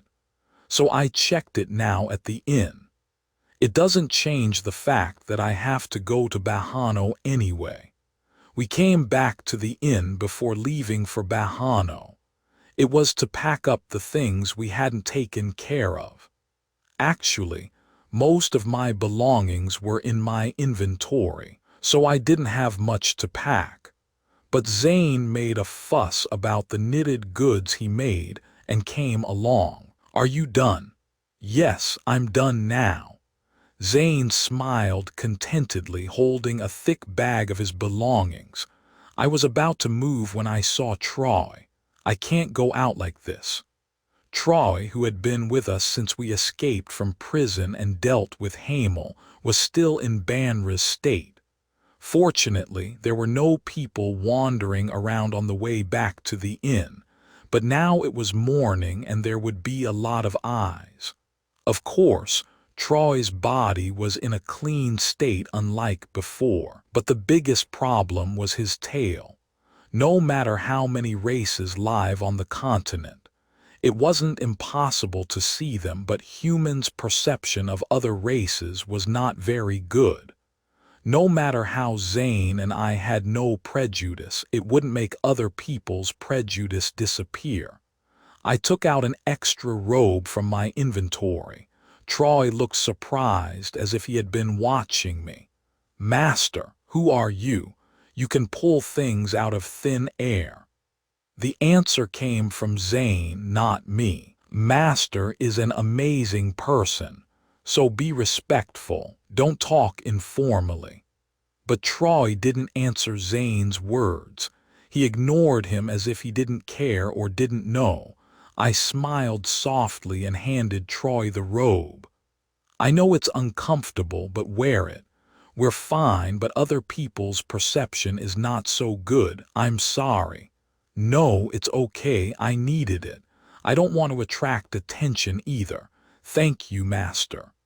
Somehow Troy's words sounded sad, but I forced a smile. As I did so, Zane's expression was not very pleasant. "Hey, are you ignoring me? Be polite to Master." Zane narrowed his eyebrows and spoke, but Troy ignored him again. He must have heard him with his developed hearing as a mont race. As I chuckled softly, Zane glared at me. So what? What are you going to do if you glare at me? You two are cute. Ah, I disagree with that opinion. Zane is not cute. I left the inn chatting with Kairos, and the two followed me on both sides. Is it left money bug, right Black Panther now? I smiled as I felt more secure around me. There was no big trouble in getting a carriage to head for Bahano after leaving the inn. It was a long journey, but the coachman gladly accepted it when I offered him twice the money. I paid half of the advance and got on the carriage. The seats were quite soft, so my butt wouldn't hurt even if I rode for a long time. As I leaned back on the seat, Zane sat across from me and Troy sat next to me. Then the carriage started moving. It starts again.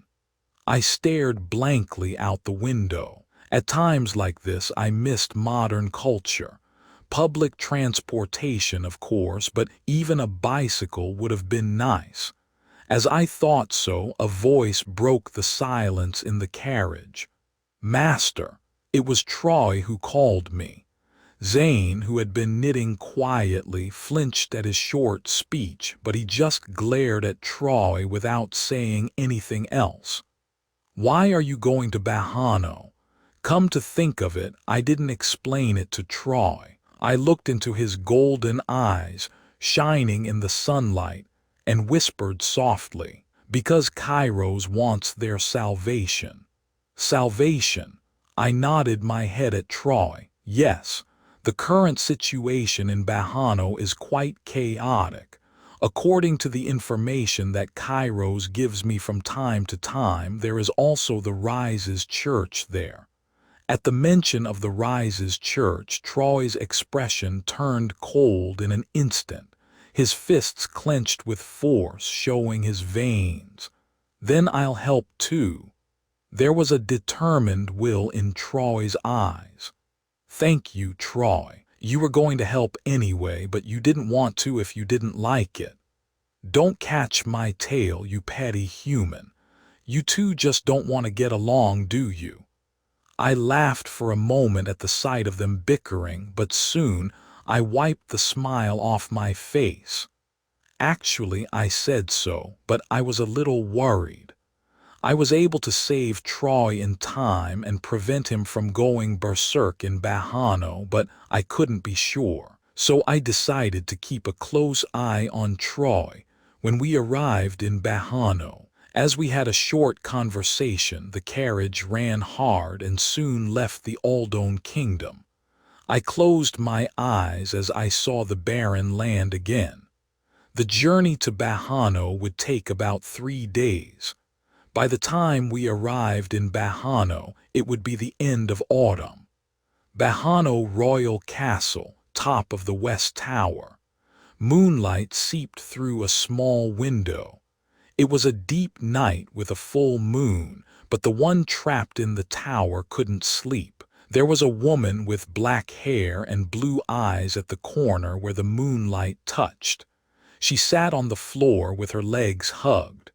Her blue eyes sparkled brilliantly in the bright moonlight, but her gaze was unfocused. Is Bahano going to disappear into history now? A tear streamed down the woman's eye. How did it come to this? The woman's name was Arhin Bahano. She was the second princess of the Bahano kingdom and the third bloodline of the Bahano royal family, and she was the only one in the royal family who was still sane. Arhin turned her head to the side. She saw the bars that confined her in her sight. And in front of the bars there was a bottle of Happy rolling around, and next to it there was a plate with rotten bread crumbs. Arhin bit her lip at the sight of Happy. That was the cause of all this. The Rises Church. The Rises Church had entered the Bahano kingdom less than a year ago. In that short or long time, one religion had swallowed up the kingdom. Sigh. Arhin let out a small sigh. Her white breath was as thick as the cold air. She slowly closed her eyes. Arhin's father, Hebius Bahano, the king of the Bahano kingdom and a follower of the Rise's church. Eventually he was addicted to happy, and his whole body was almost dyed blue.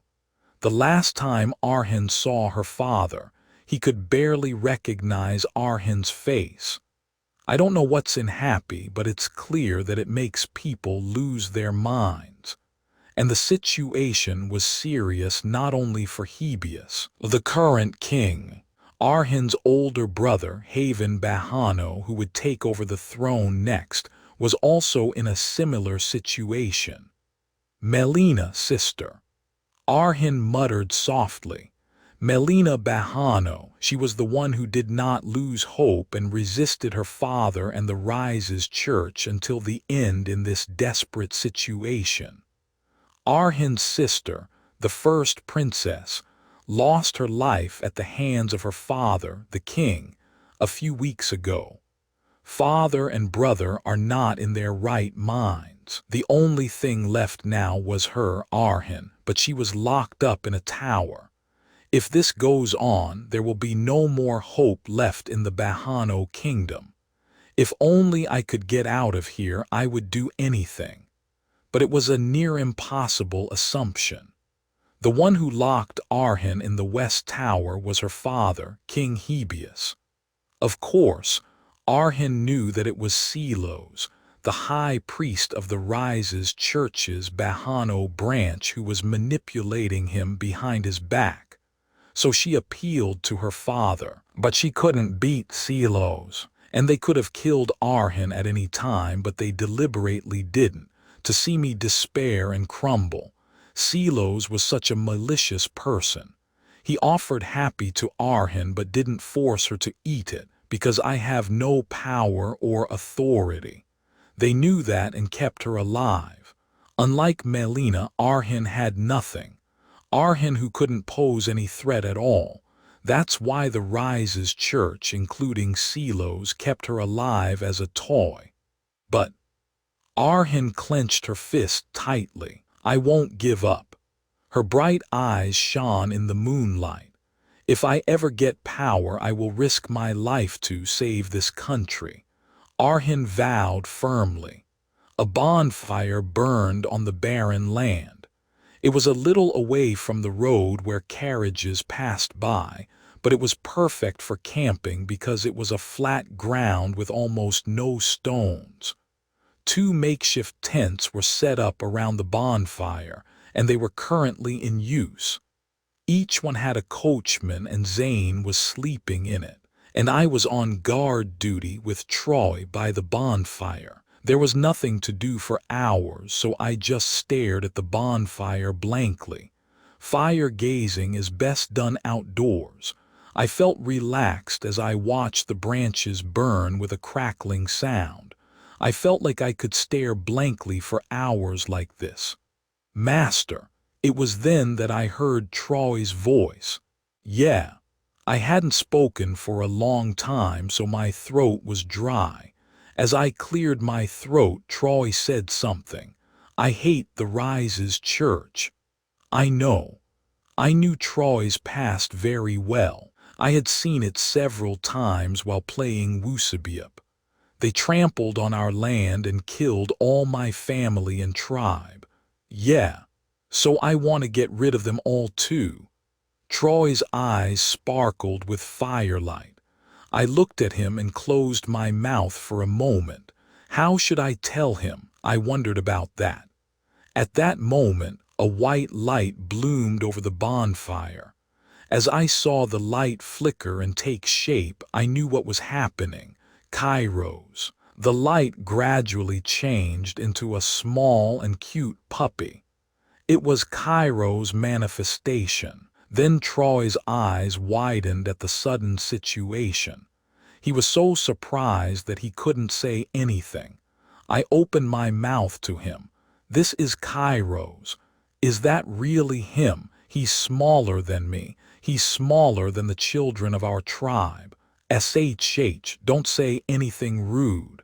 Troy couldn't believe his eyes, but soon Kairos straightened his chest and opened his mouth. Yes, I am Kairos, kid. Kairos appeared in the air and slowly floated towards Troy. Then Troy realized the reality and closed his mouth and knelt on the ground. Kairos. Huh. Troy did not stop there and try to hit his head on the floor. Fortunately, Kairos's pink jelly paw touched Troy's head and it was aborted. There is no need for that, child. I just came to talk to you because I have something to say to you. Oh, I see. I was a little surprised. Troy spoke politely to Kairos. I felt strange because I heard his polite speech for the first time.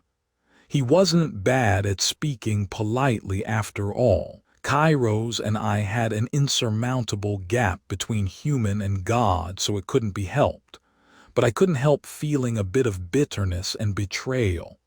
On the other hand, Kairos spoke softly to Troy. Child, I know everything about your situation. Yes, Kairos, sir. Troy quickly sat up straight. He knelt down and looked at Kairos, who was floating in the air. It was a sight I had seen before, but Kairos was still cute. But his words were solemn. But child, revenge breeds more revenge. The puppy Kairos stared at Troy. Then Troy's eyes wavered for a moment. Troy, who had been silent for a while, opened his mouth cautiously. Sir Kairos, they took everything from me and trampled on me. Yes, I know, your sorrow, your pain, all of it. But child, sometimes you need to let go of the burden in your heart. Of course, I'm not forcing you. I don't force anyone. I just want to tell you that being obsessed with revenge is hard to bear the weight of your heart. Then what should I do? Tears welled up in Troy's eyes. Let go of some of the burden in your heart. Revenge should not be the purpose of your life. Then what about my people, my family who were trampled by them? Kairos's front paw touched Troy's hair again. He gently stroked Troy and said calmly, I will take care of their souls, don't worry. Tears flowed from Troy's eyes at the gentle and warm voice. Troy cried like a child endlessly. Kairos quietly comforted him as he stroked him. When Troy's crying stopped, Kairos returned to his spiritual body. I couldn't say anything as I watched Troy's tears. I couldn't understand all of his feelings, but I also felt sorry for him. Troy, are you okay? I opened my mouth carefully when Troy's tears stopped. Troy looked at the bonfire instead of me and answered, I don't know. Kairos meant well for you. It felt like I was being an old man, but it was true. Kairos wanted to lighten the burden that Troy had and give him some peace. Kairos said that revenge breeds more revenge and it becomes a heavy burden that crushes people. The weight gets bigger and heavier. Yeah, but Troy, don't worry. Then Troy's gaze turned to me. I smiled faintly at Troy. I declared to Troy, who didn't know why, the Rise's church will eventually disappear from this land. Troy's eyes widened a bit. More surprised than that was Kairos. Child, I hurriedly said to Kairos, I'm not saying that I'll take revenge for Troy or anything like that. It's just that this land will eventually be purified by Kairos' power. Ah, yes, that's right. Troy still looked puzzled. What does that mean? Just remember one thing. In the end, the Kairos church will save this world. That's the only way for me to live. At the same time, somewhere in the Bahano kingdom, It was late at night and there was no light except for the moonlight, but there were people wandering around the dark alleys. Huh, huh. He ran with something precious in his arms. Don't stand there. Stop, we can just share it. Two other men ran after the man who ran away. The men who looked like vagrants cursed at each other as they ran. Then at some point the man reached a dead end. You should have stopped when I told you nicely. What would you do if you were me? Huh? The man who held something in his arms leaned against the wall with no way out and shouted at the men who came closer. Don't come near me. If you come closer, I'll break this. You know this is all I have left, right? Huh? The man threatened them as he shouted, but the two men didn't stop. They came closer slowly. Why are you doing this? Why break it? If you break it, you can't eat it either. Yeah. The two men got closer and closer. Then the man who was cornered by the wall took something out of his pocket with his free hand. I told you not to come near me. What he took out was a sharp dagger that shone with a silver light, but even though he swung it, the two men were relaxed. Are you going to stab me? Come on, try it. And as if to show off, one of them approached him. Puck, it was an unexpected thing. Blood gushed out from the man. The man who had been chasing the man who was cornered by the wall had a stiff expression on his face. That's why I told you. The one who had the potion took out the blood-stained dagger, and he ran towards the remaining man. Puck, the man who was surprised by the sudden situation and couldn't take any action, also collapsed. He was finally alone and he had secured his happy. Damn it.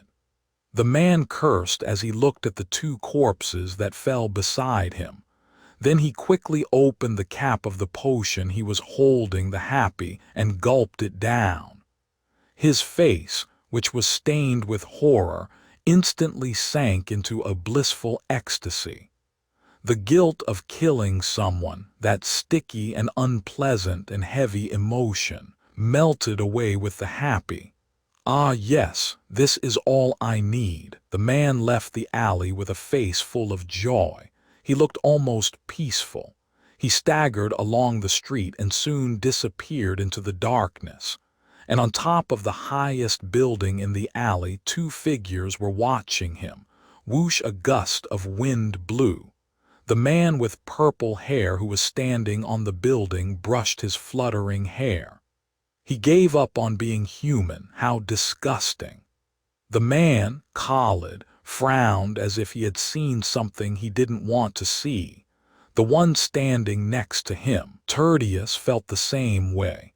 Tertius' eyes narrowed. Seeing them kill each other for happy, he felt very sick. What are you going to do? Are you going to deal with him? Khalid, who had been quietly watching the situation, turned his gaze to Tertius. Tertius didn't answer. As if he was used to it, Khalid spoke again. From what I can tell, the high priest of the Rises Church who ate happy is stuck in the royal palace and won't come out. And it seems like there's Mazine's blessing in the palace. This is getting troublesome. Yeah, unless we can break the blessing, we can't catch the high priest. Well, we could kill him like we did this guy and wipe out all his underlings, but that's another hassle. Bahano's size was much larger than Aldo nearby, so it wasn't an easy task. Tertius raised one eyebrow as he watched Khalid complain bitterly. He didn't like how he casually spat out cruel words. Even if we do that, they won't fall apart, Tertius said, and Khalid chuckled. I know, but I'm just bored of being here and doing nothing, and I don't see any pretty things either. Khalid grabbed his shoulder and spun his arm. Then go back, I'll take care of this. Can you do it alone? It was a moment. Tertius' cold gaze turned to Khalid. For a moment, even his killing intent rose. Then Khalid pretended to be surprised and held out both palms. No, no, Third Lord, I'm not ignoring you. It's just that even with the two of us here, it's hard to break Mazine's blessing. Well, we could bring some guys and break it with their bodies. But that's not your preferred method, right? Right. Khalid smiled. As he said, there was a way to break Mazine's blessing with their bodies. It would cost the lives of several innocent people, but they could break the blessing for a few seconds. But Tertius didn't like that method. If there was another way. There was one more thing. The Leviathan of the Kairos church, he knew how to do it. But unless he showed up in Bahano, it was almost impossible. I don't want to make you hate me either. Khalid smiled again, but Tertius' gaze became colder. We'll wait for now. As they had done so far, it would be faster to find a way to lure the high priest out than to destroy the blessing. Khalid nodded reluctantly as he understood his intention. Yes, yes, as you wish. Soon the two figures disappeared into the darkness. As soon as day broke, we started moving again on our carriage. I looked closely at Troy's face. He seemed to have relieved some of his burden from last night's conversation, and his expression was much more relaxed. How do you like my skills, my boy? What can I say? You're perfect. I praised Kairos dryly and turned my gaze away. I was terribly bored. Before I knew it, my eyes were drawn to Zane's knitting. I had decided not to do it again, but I was tempted by having nothing else to do. Zane. Yes. I want to do it too. Again, he didn't say what he wanted to do, but Zane caught on right away. I nodded my head, but Zane looked displeased. Do you want to make another weird rag? I'm not trying to, I'm just bored. Sigh. Zane sighed openly but handed me the knitting supplies anyway. Good. I tried to recall what Zane had taught me last time and moved my hands diligently. Zane. It was then that Troy, who had been watching us silently, opened his mouth. It was almost the first time Troy had called Zane. I immediately looked at Zane. What? Zane answered coldly. I want to try it too. What do you want to try? Don't tell me knitting. Troy nodded. I was surprised by his answer, and so was Zane. My goodness, Troy wanted to knit. A Black Panther knitting. I was very surprised, but Zane's face crumpled. He showed his dislike for Troy but handed him the extra knitting supplies anyway. How do you do it? Ugh, really, how can you take it without knowing how to do it? Well, I saw you two doing it. Zane snapped at Troy, who shrugged his shoulders. He looked quite sullen. Zane flinched at that. Sigh, fine, just follow me. In the end, Zane gave in first and made a gesture of reconciliation. He unraveled the thread I had been doing and started to teach Troy from the beginning. Master, please watch again too. What? Why? I had already learned it. Why should I watch it again? As I looked at him with that expression, Zane's eyebrows narrowed. You're doing it wrong right now too. If you keep doing that, it's bound to be another rag. Really? No wonder the thread kept coming loose. In the end, I had to learn knitting from Zane again, along with Troy.